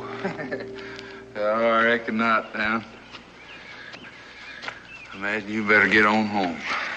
Well, then I'll say goodbye for now. If you ever decide to go to New Orleans again, be sure to stop off in Boonesboro.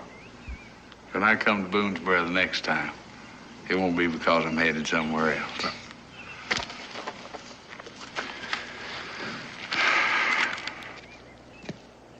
I got a girl in the Sourwood Mountains, oh-de-yum, day. So many pretty girls, I can't count 'em, oh-de-yum, day. I got a gal that lives in the holler, oh-de-yum, day. She won't come and I won't call her, oh-de-yum, day. Say, old man, I want your daughter, oh-de-yum, day, to wash my clothes.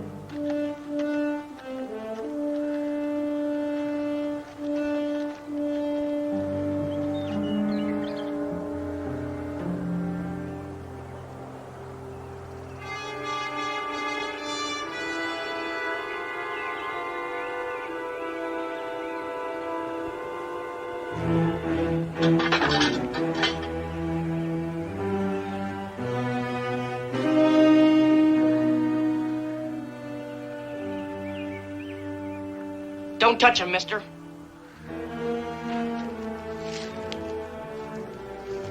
Put down that gun and stand away or I'll shoot. Anything you say, boy. You seem to be the boss.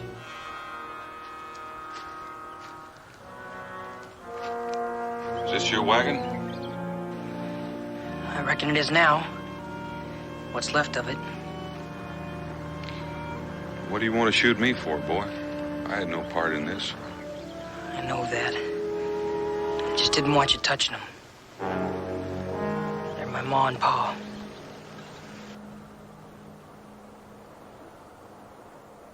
Would you care to tell me how it happened? What's there to tell? Pa saw the Indians coming and he sent us into the brush to hide. Tried to send Ma too, but she wouldn't go. Who do you mean by us? You can come out now.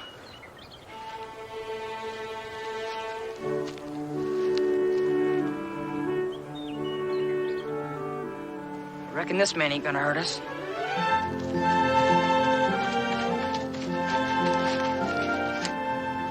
This here's my sister and my little brother. Looks to me like you're the man of the family now. I reckon I am.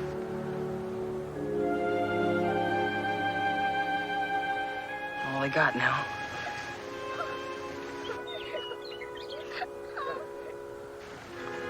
You're all I got too.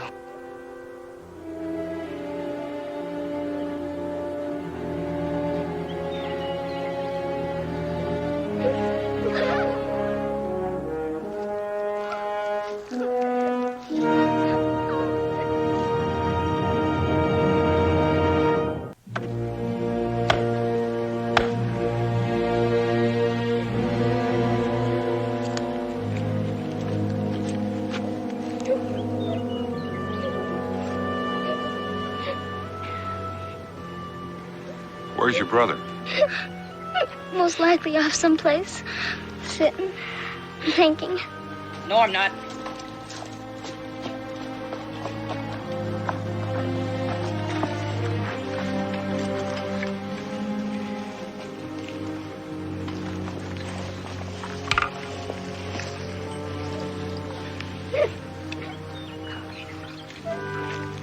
They ain't much, but it was all I could find. They'll do fine, Jed. Stop that sniveling.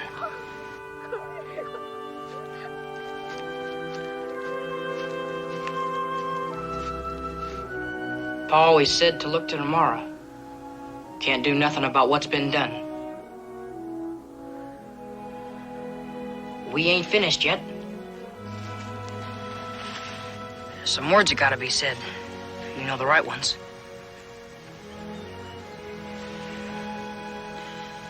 You've already said them, Jed. Better than I ever could.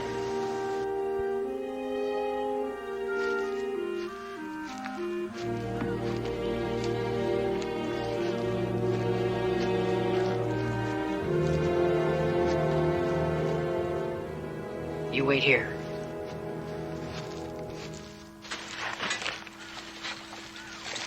What are you doing? I'm gonna hide these furs What for? so I can come back and get them after I see to it that you all are taken care of. How do you aim to do that? Well, I reckon I'll take you to Boonesboro with me. Where's Boonesboro? It's about 100 miles northeast of here. What's gonna happen to us when we get there? I reckon we'll just have to wait and see.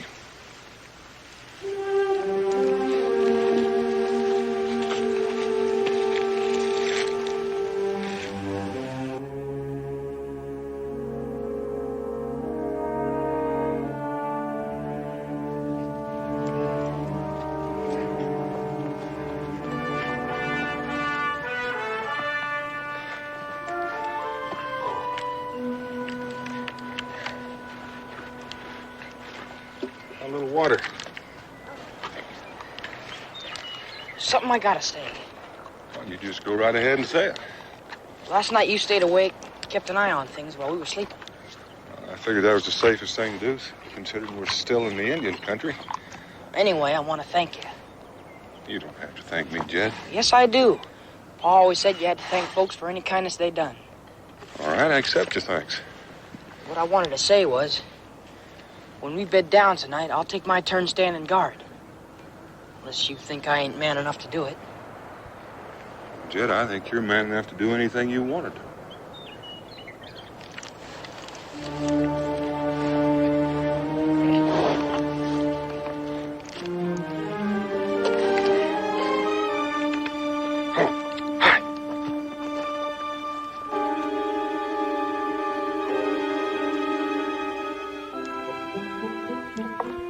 Supper's ready. Come and get it.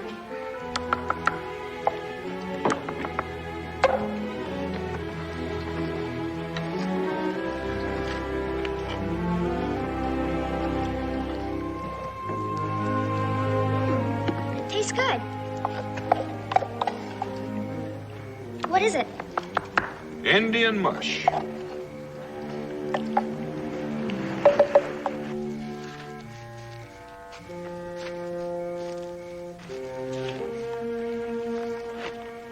How do you make it? It's mostly wild oats with a dab of ground corn.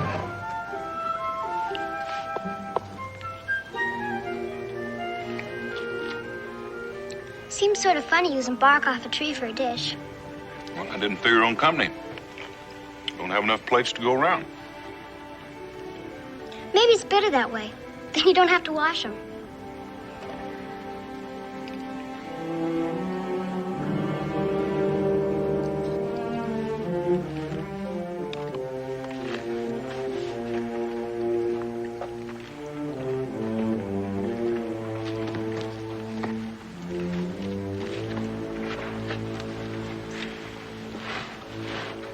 Something on your mind, Jeb?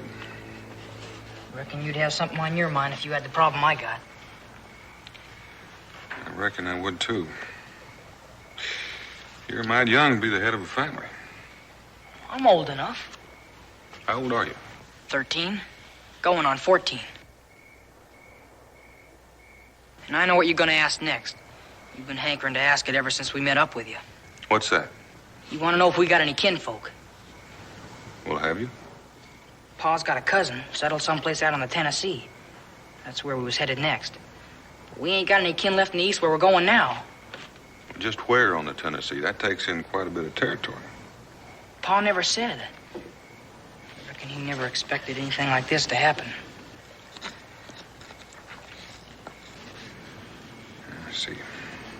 Except he did say if anything did happen, it was up to me to keep us kids stuck together. Well, you're still together. For now. But what I want to know is what's going to happen when we get to Boonesboro. Well, can't that wait till we get there? I got to know right now. What's going to happen when we get to Boonesboro?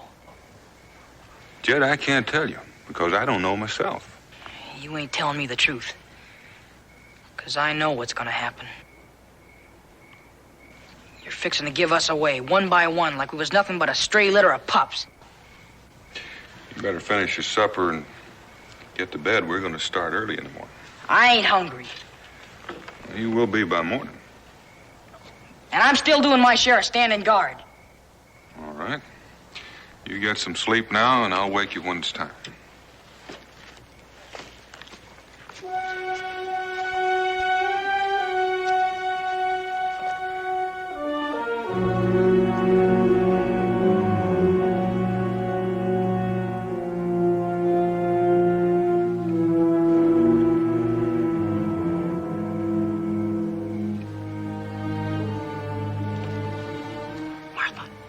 Martha, you awake? What's wrong? There ain't nothing wrong. Well, I gotta talk to you, and I don't want Mr. Boone to hear us. You all right, Jim? Yes, sir, we're all right. Tom just had a bad dream. We're trying to quiet him.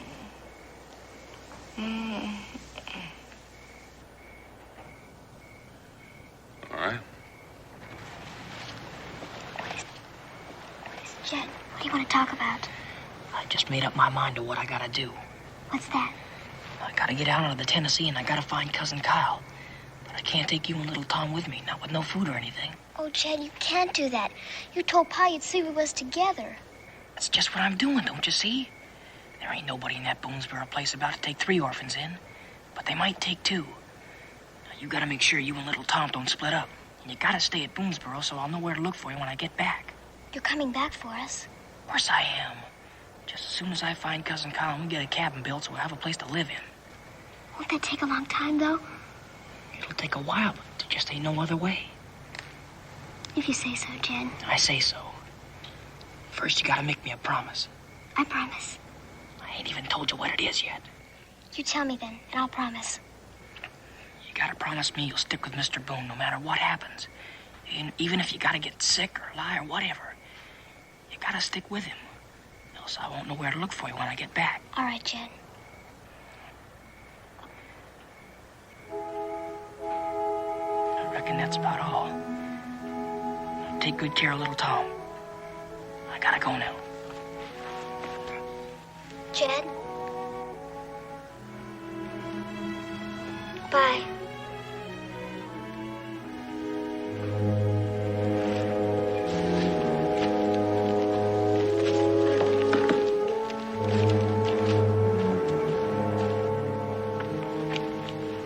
Little Tommy asleep now? He was just having a nightmare and calling out for Ma. Took a little while to quiet him. Why don't you going back to sleep, Jeb? It's not time for you to go on guard yet. It don't matter. I wasn't sleeping anyway. I was just lying there trying to think it all out. Maybe I can help. You can't do nothing. Nobody can. There's just nobody that cares.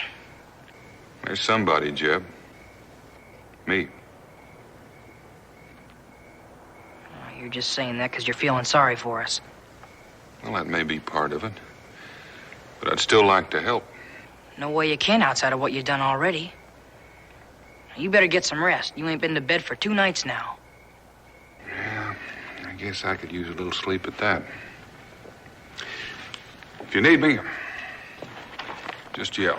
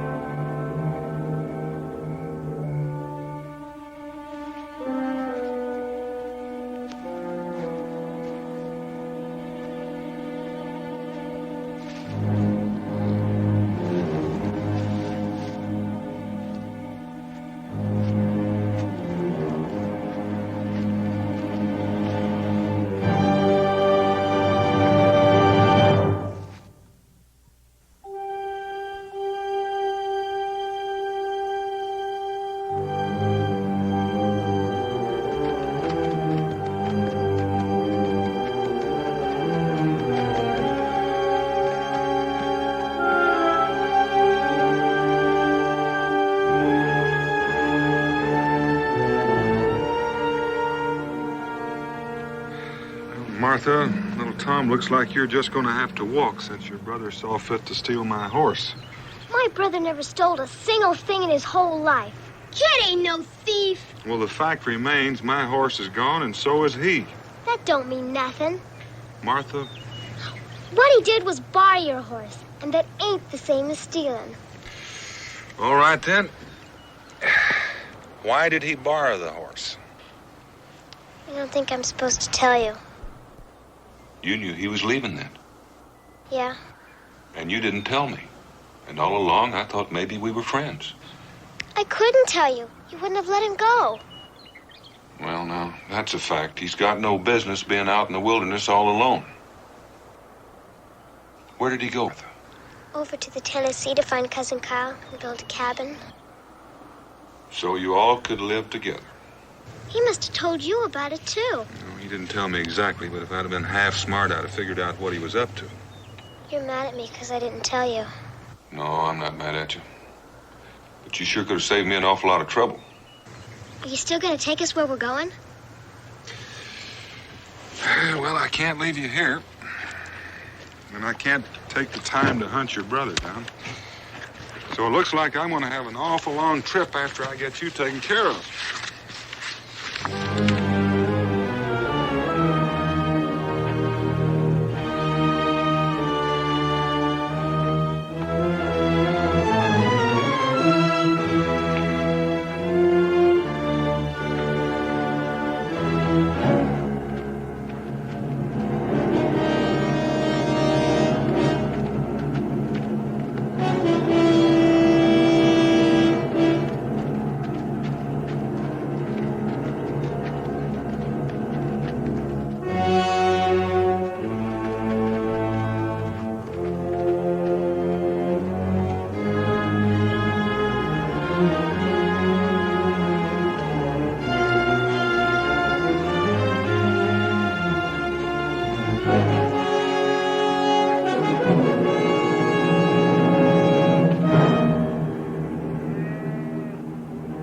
Looks like I may be able to get you fixed up sooner than I thought. You ain't fixing to give us to no wagon train, are you? I can find somebody to take care of you.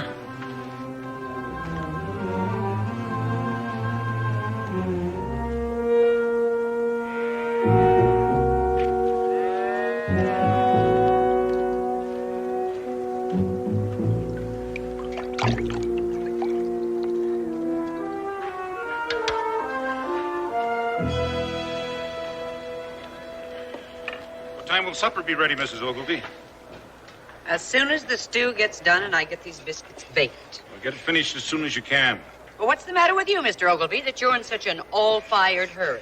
We're in Indian country now. I want to get those fires out before dark. There's no sense in asking for trouble. I'm just hoping they haven't seen us already. Well, it'll still get done when it gets done, Indians or no Indians. You heard what I said. Get it done fast. Mr. Ogilvy. Yes, Otis. Come take a look. Looks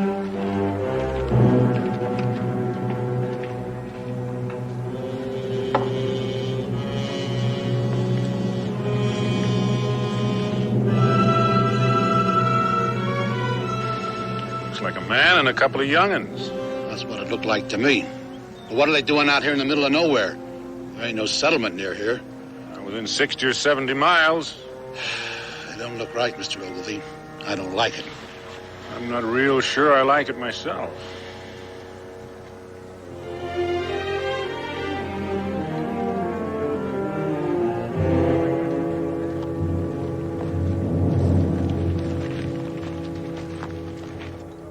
Howdy. Howdy. Howdy.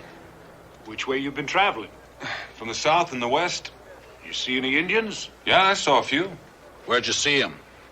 Oh, 10, 12 miles back. You won't have anything to worry about. They weren't traveling in this direction. Well, I thought maybe we could spend the night. Get some hot food for the young'uns. If that wouldn't be asking too much. I guess we could spare one meal. Well, I'm obliged. Martha, you and Tom going up ahead and wash up. Yes, Pa.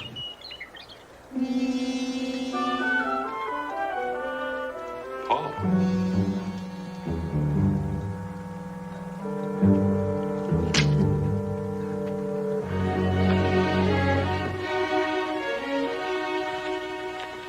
There, now the two of you can get washed up. Hurry along.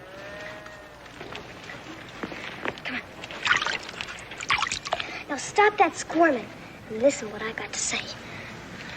Mr. Boone is fixing to give us away to these folks on a wagon train. And if he does that, Jed ain't gonna find us. Do you understand? Mm-hmm. Now all you gotta do is keep shut up and let me do the talking. You hear? Yes, Martha. Now just remember, you and I have got to stay with Mr. Boone. Come on.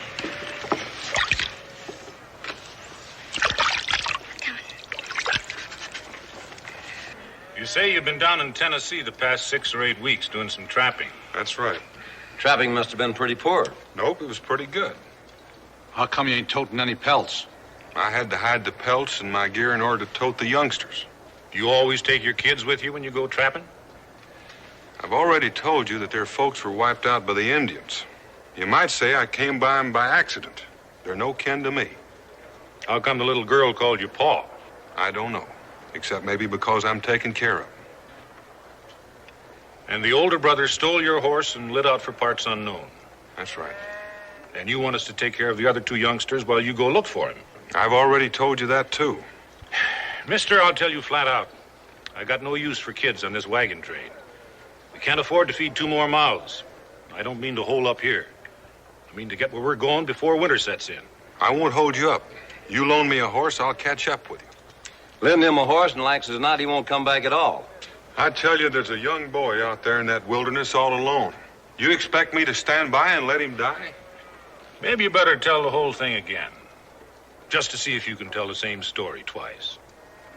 Could be you're lying. I stopped by here to get some help for the youngsters. Yeah, I expect you did. And I don't like being called a liar. Don't you call me that again. Well, it don't seem to me you're in a position to object to anything. I say you're a liar.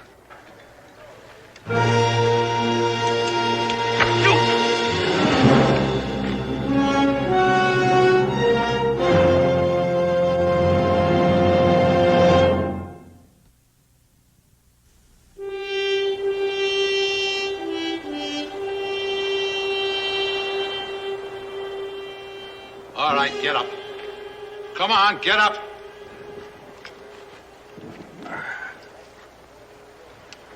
Get on over there.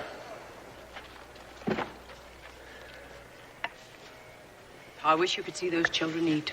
Like they'd never seen food before and never expected to see it again. Like as not, they won't. The way that man's been treating them. You know, Mr. Ogilvy, I've been doing some thinking. Now we got room in the wagon, so if Boone doesn't want those children... No. The Lord giveth, the Lord taketh away. If he intended us to have children, I don't reckon he'd have taken away the 2 we had. Or maybe he sent those 2 to us to make up our loss. I'll hear no more such talk. They're welcome to spend the night. Tomorrow they leave. But you just can't turn them away like that. I didn't ask them here. I'll not ask them to stay. We've hardly enough food to feed ourselves.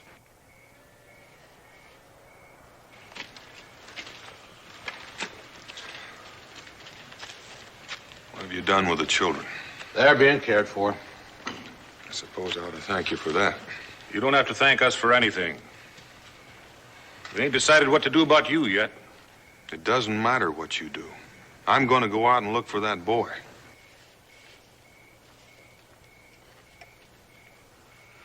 And the children shall suffer for the sins of the father.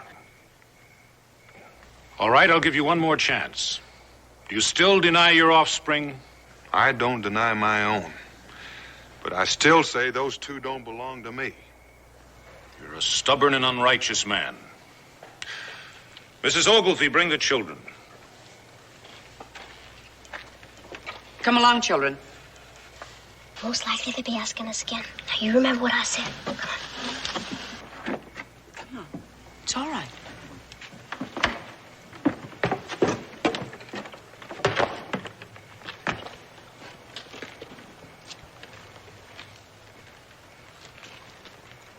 Now, girl, tell him what you told us.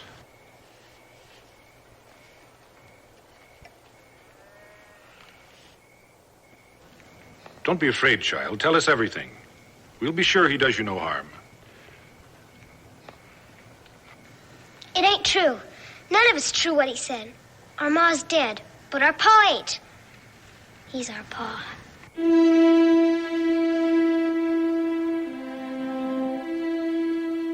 What about you, boy?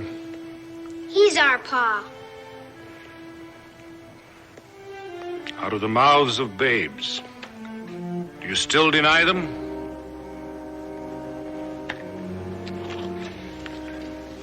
Martha, don't be afraid. I'm not going to hurt you. You can be real sure of that. Martha, look at me.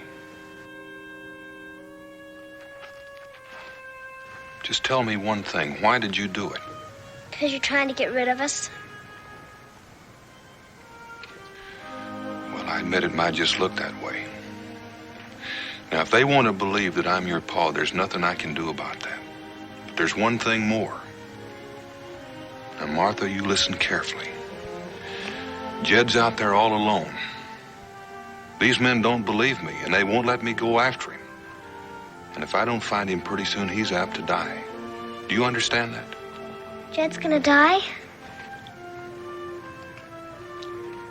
He will unless he gets some help. Now tell these men I'm telling the truth. Well, girl, Jed ran away when? night before last, but he's headed to be back for me and little Tom. Why did he run away? 'Cause Pa beat him.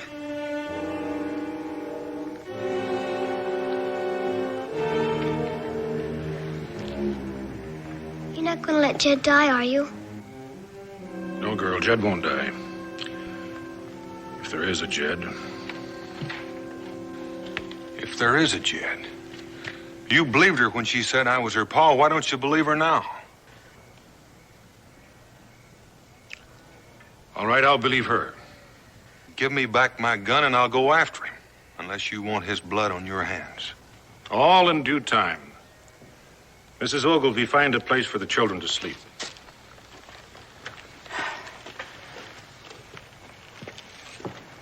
Otis, you and Lige tie him up in case he tries to run away again.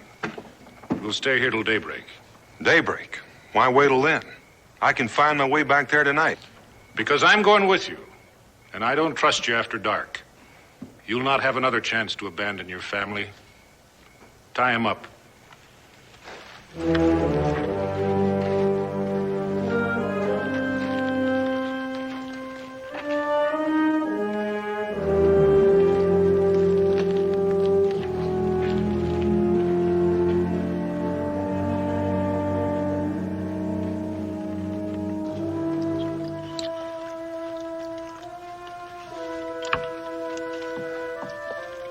Did I do all right, Martha? The way you told me to? You did real fine. Now wipe your chin. You've been dribbling again. Not with your sleeve. With your napkin like Ma taught you to. Now what's wrong? I want my Ma. Ma ain't coming back ever, little Tom. Now you just gotta get used to it. Now you stop your bawling and finish your supper. Most likely it'll be the last good meal we'll have till we get to Boonesboro.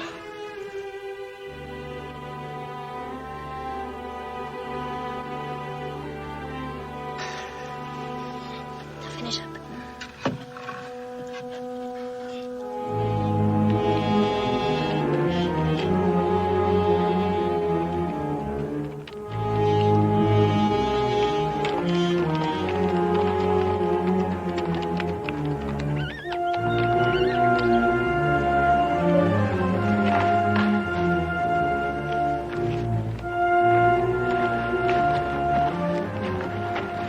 As good a place to camp as any. Some grass here for you, and I can build a fire back in that cave.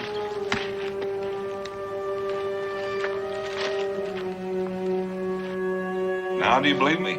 Can't say.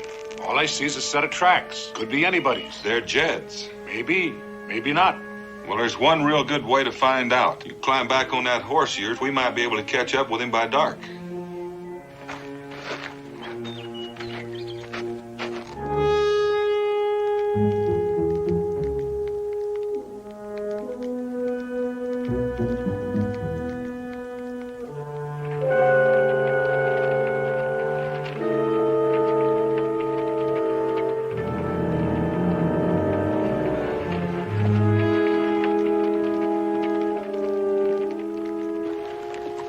Horse. I reckon that'll be Jed in that cave. You know any reason he'd be heading west? I know. You gonna tell me? Nope. You haven't believed anything I've told you so far, so why should I bother? Jed?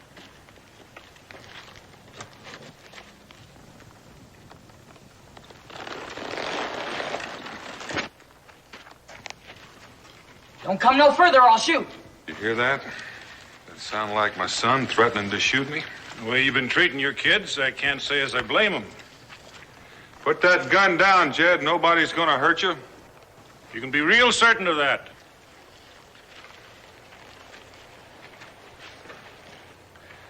Now walk on ahead of me.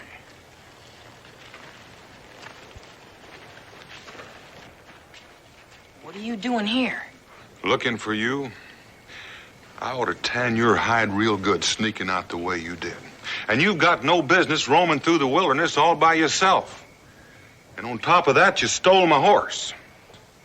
I didn't steal him. Well, you didn't ask to borrow him. I don't know what else you call it except stealing. What have you done with little Tom and Martha? You're all right, boy. You can thank me for that. Who are you? What have I got to thank you for? My name is Ogilvy. If it hadn't been for me, your pa here would have run away from your brother and your sister. My pa? He is your pa, isn't he? Yes, he's my pa. Jed? You going to deny your own son? Jed, will you tell Miss Ogilvy the truth? Will you tell him I'm not your father? You tried to run away from little Tom and Martha. It's not enough you try to abandon your young ones. Now you want your eldest son to lie for you. I'm not going to argue. But come sunup, I'm going to take you where his folks were killed and where I helped bury him. How about that, boy? Well, we buried some people, but they weren't no kin. I reckon that's when Pa got in his mind to give us away and get out on his own. Why did you run away? I was fixing on making a home for us as long as Pa wouldn't do it. At least that part of it's true. Don't worry, boy. Your pa won't abandon you. We'll stay here till daylight. Get on in there so I can keep an eye on you.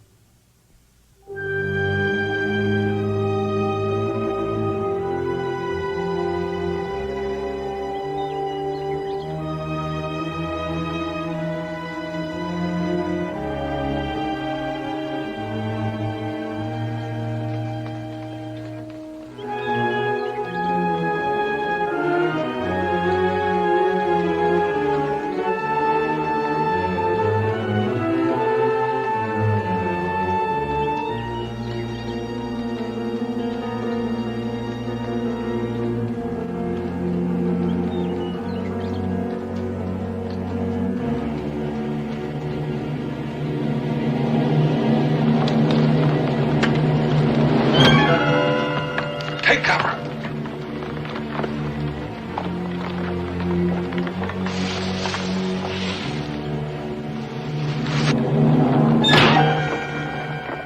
You're up there somewhere on the top. Give me some cover.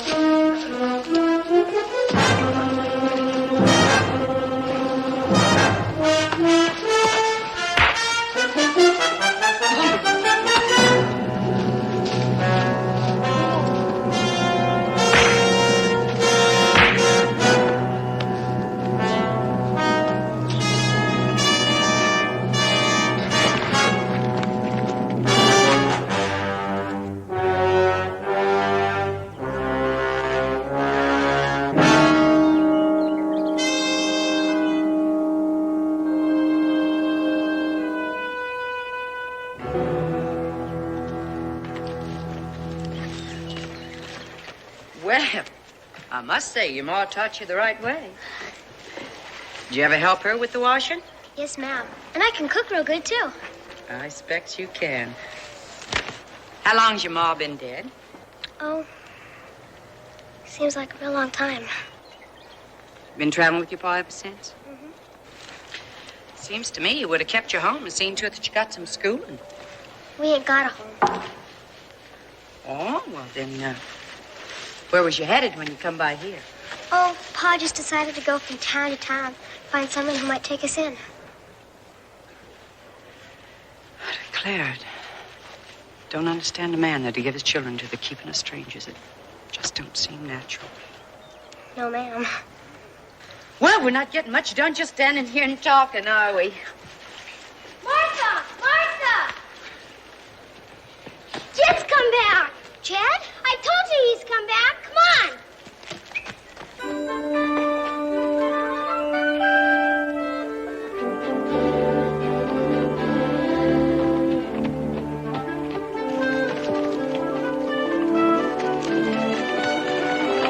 Martha! Jed! Jed!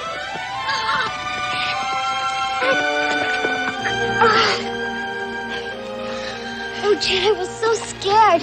Mr. Boone said you was apt to get yourself killed. Oh, shucks, I was all right. Did you see any Indians? Saw some on the way back. We got them before they could do us any harm. Oh, Jed, I'm so glad you're back. I don't think I could have stood it much longer. You stop your crying. You still got some planning to do if we're to stay together. Jed, I told these people Mr. Boone was our pa. I couldn't think of nothing else to do. I know, and you did right. Otherwise, you might be traveling someplace with this wagon train, and likely I'd have never found you. Come on, let's go.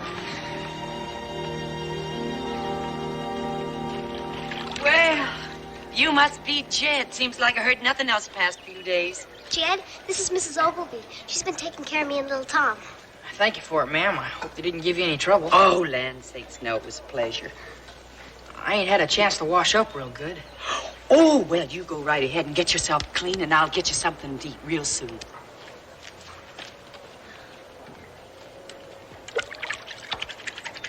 I'm beholden to you for loaning me a horse.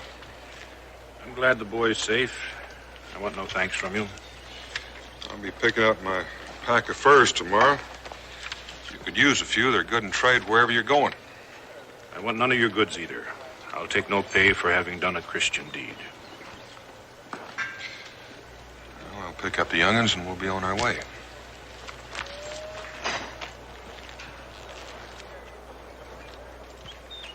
Just a minute, mister. What do you want? A little of your time. We had a meeting while you two were gone. What's that got to do with me? Well, you're the reason we held it. We figured you might try and run out on your kids again, unless somebody showed you the error of your ways.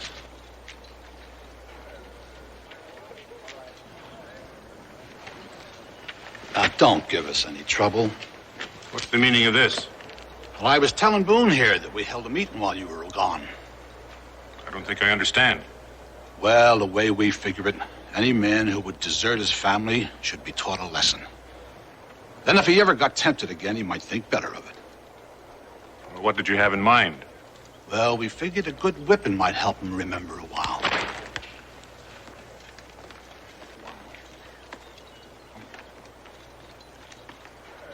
To deny your kin is unchristian. I'll have no part of it, but I'll not interfere.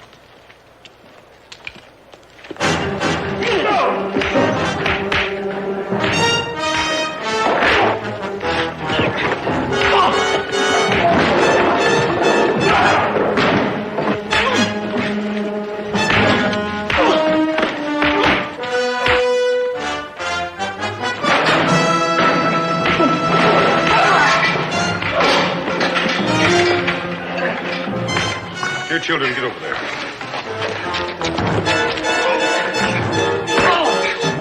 Mrs. Ogilvy, put the children in the wagon. There's no reason for them to witness what is taking place. Come on, children.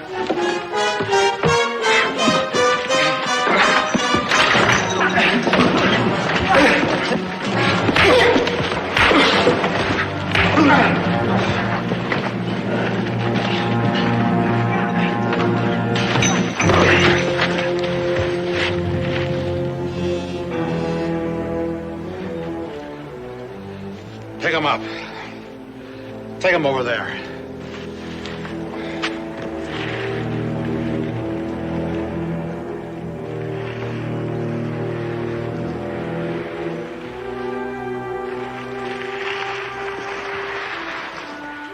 Where are they taking him? gonna hurt him some more, ain't they? On account of me and little Tom and Martha. Judgment has been passed. If it's the Lord's will, why should we question it? I reckon I'm gonna question it. Do as I say, boy. Get back in the wagon with the others.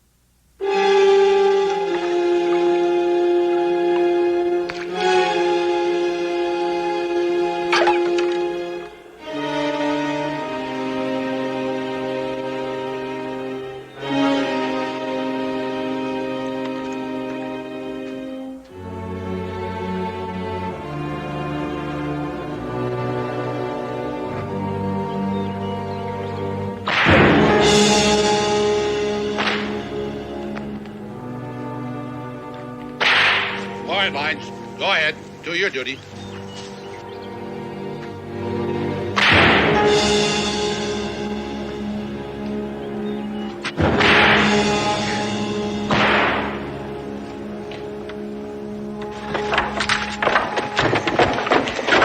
Martha, no.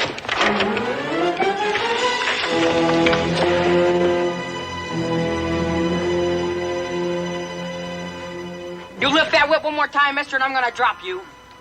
What's got into you, boy? We're just doing what needs being done. No, you ain't. If anybody needs a whipping, it's me. Now cut him down.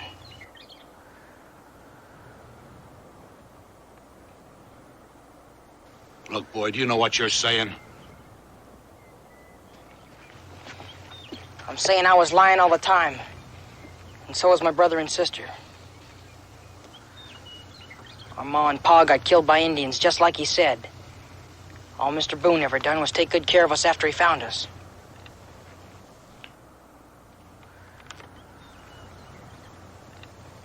Cut him down, Lige.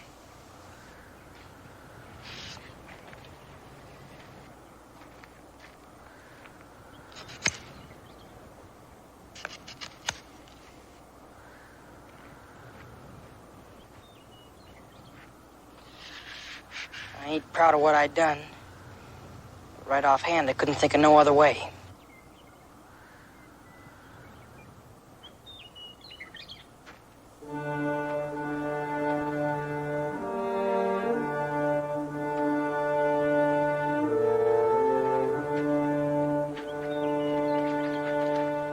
Jed.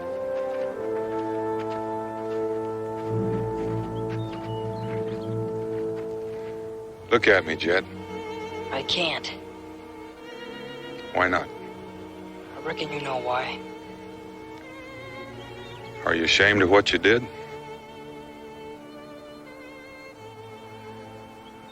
My pa taught me to never tell a lie. I went ahead and done it anyway. I can't say what you did was right, but I can understand you had a reason for doing it. What are you going to do now, Jed?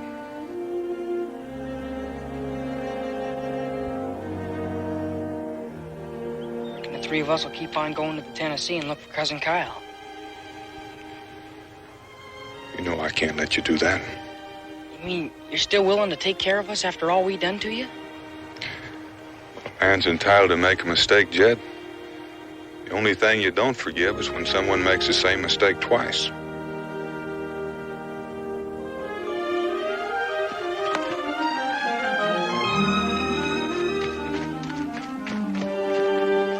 Mr. Boone, did I hear the boy say something about the Tennessee? It's where they were heading when the Indians jumped them. They've got some family out there someplace. Why? Well, I was just thinking. Mrs. Ogilvy is very fond of the children. We lost two of our own. She gets lonesome. We're going toward the Tennessee, and there's room for them in the wagon. Could be we could help them find their kin. And if they don't find them? I reckon Mr. Ogilvy and we'd be right proud to raise them as our own. I promise you they'll be together. What do you say, Jed? I'll do anything you tell me. Then I think you'd do well to go with the Ogilvies.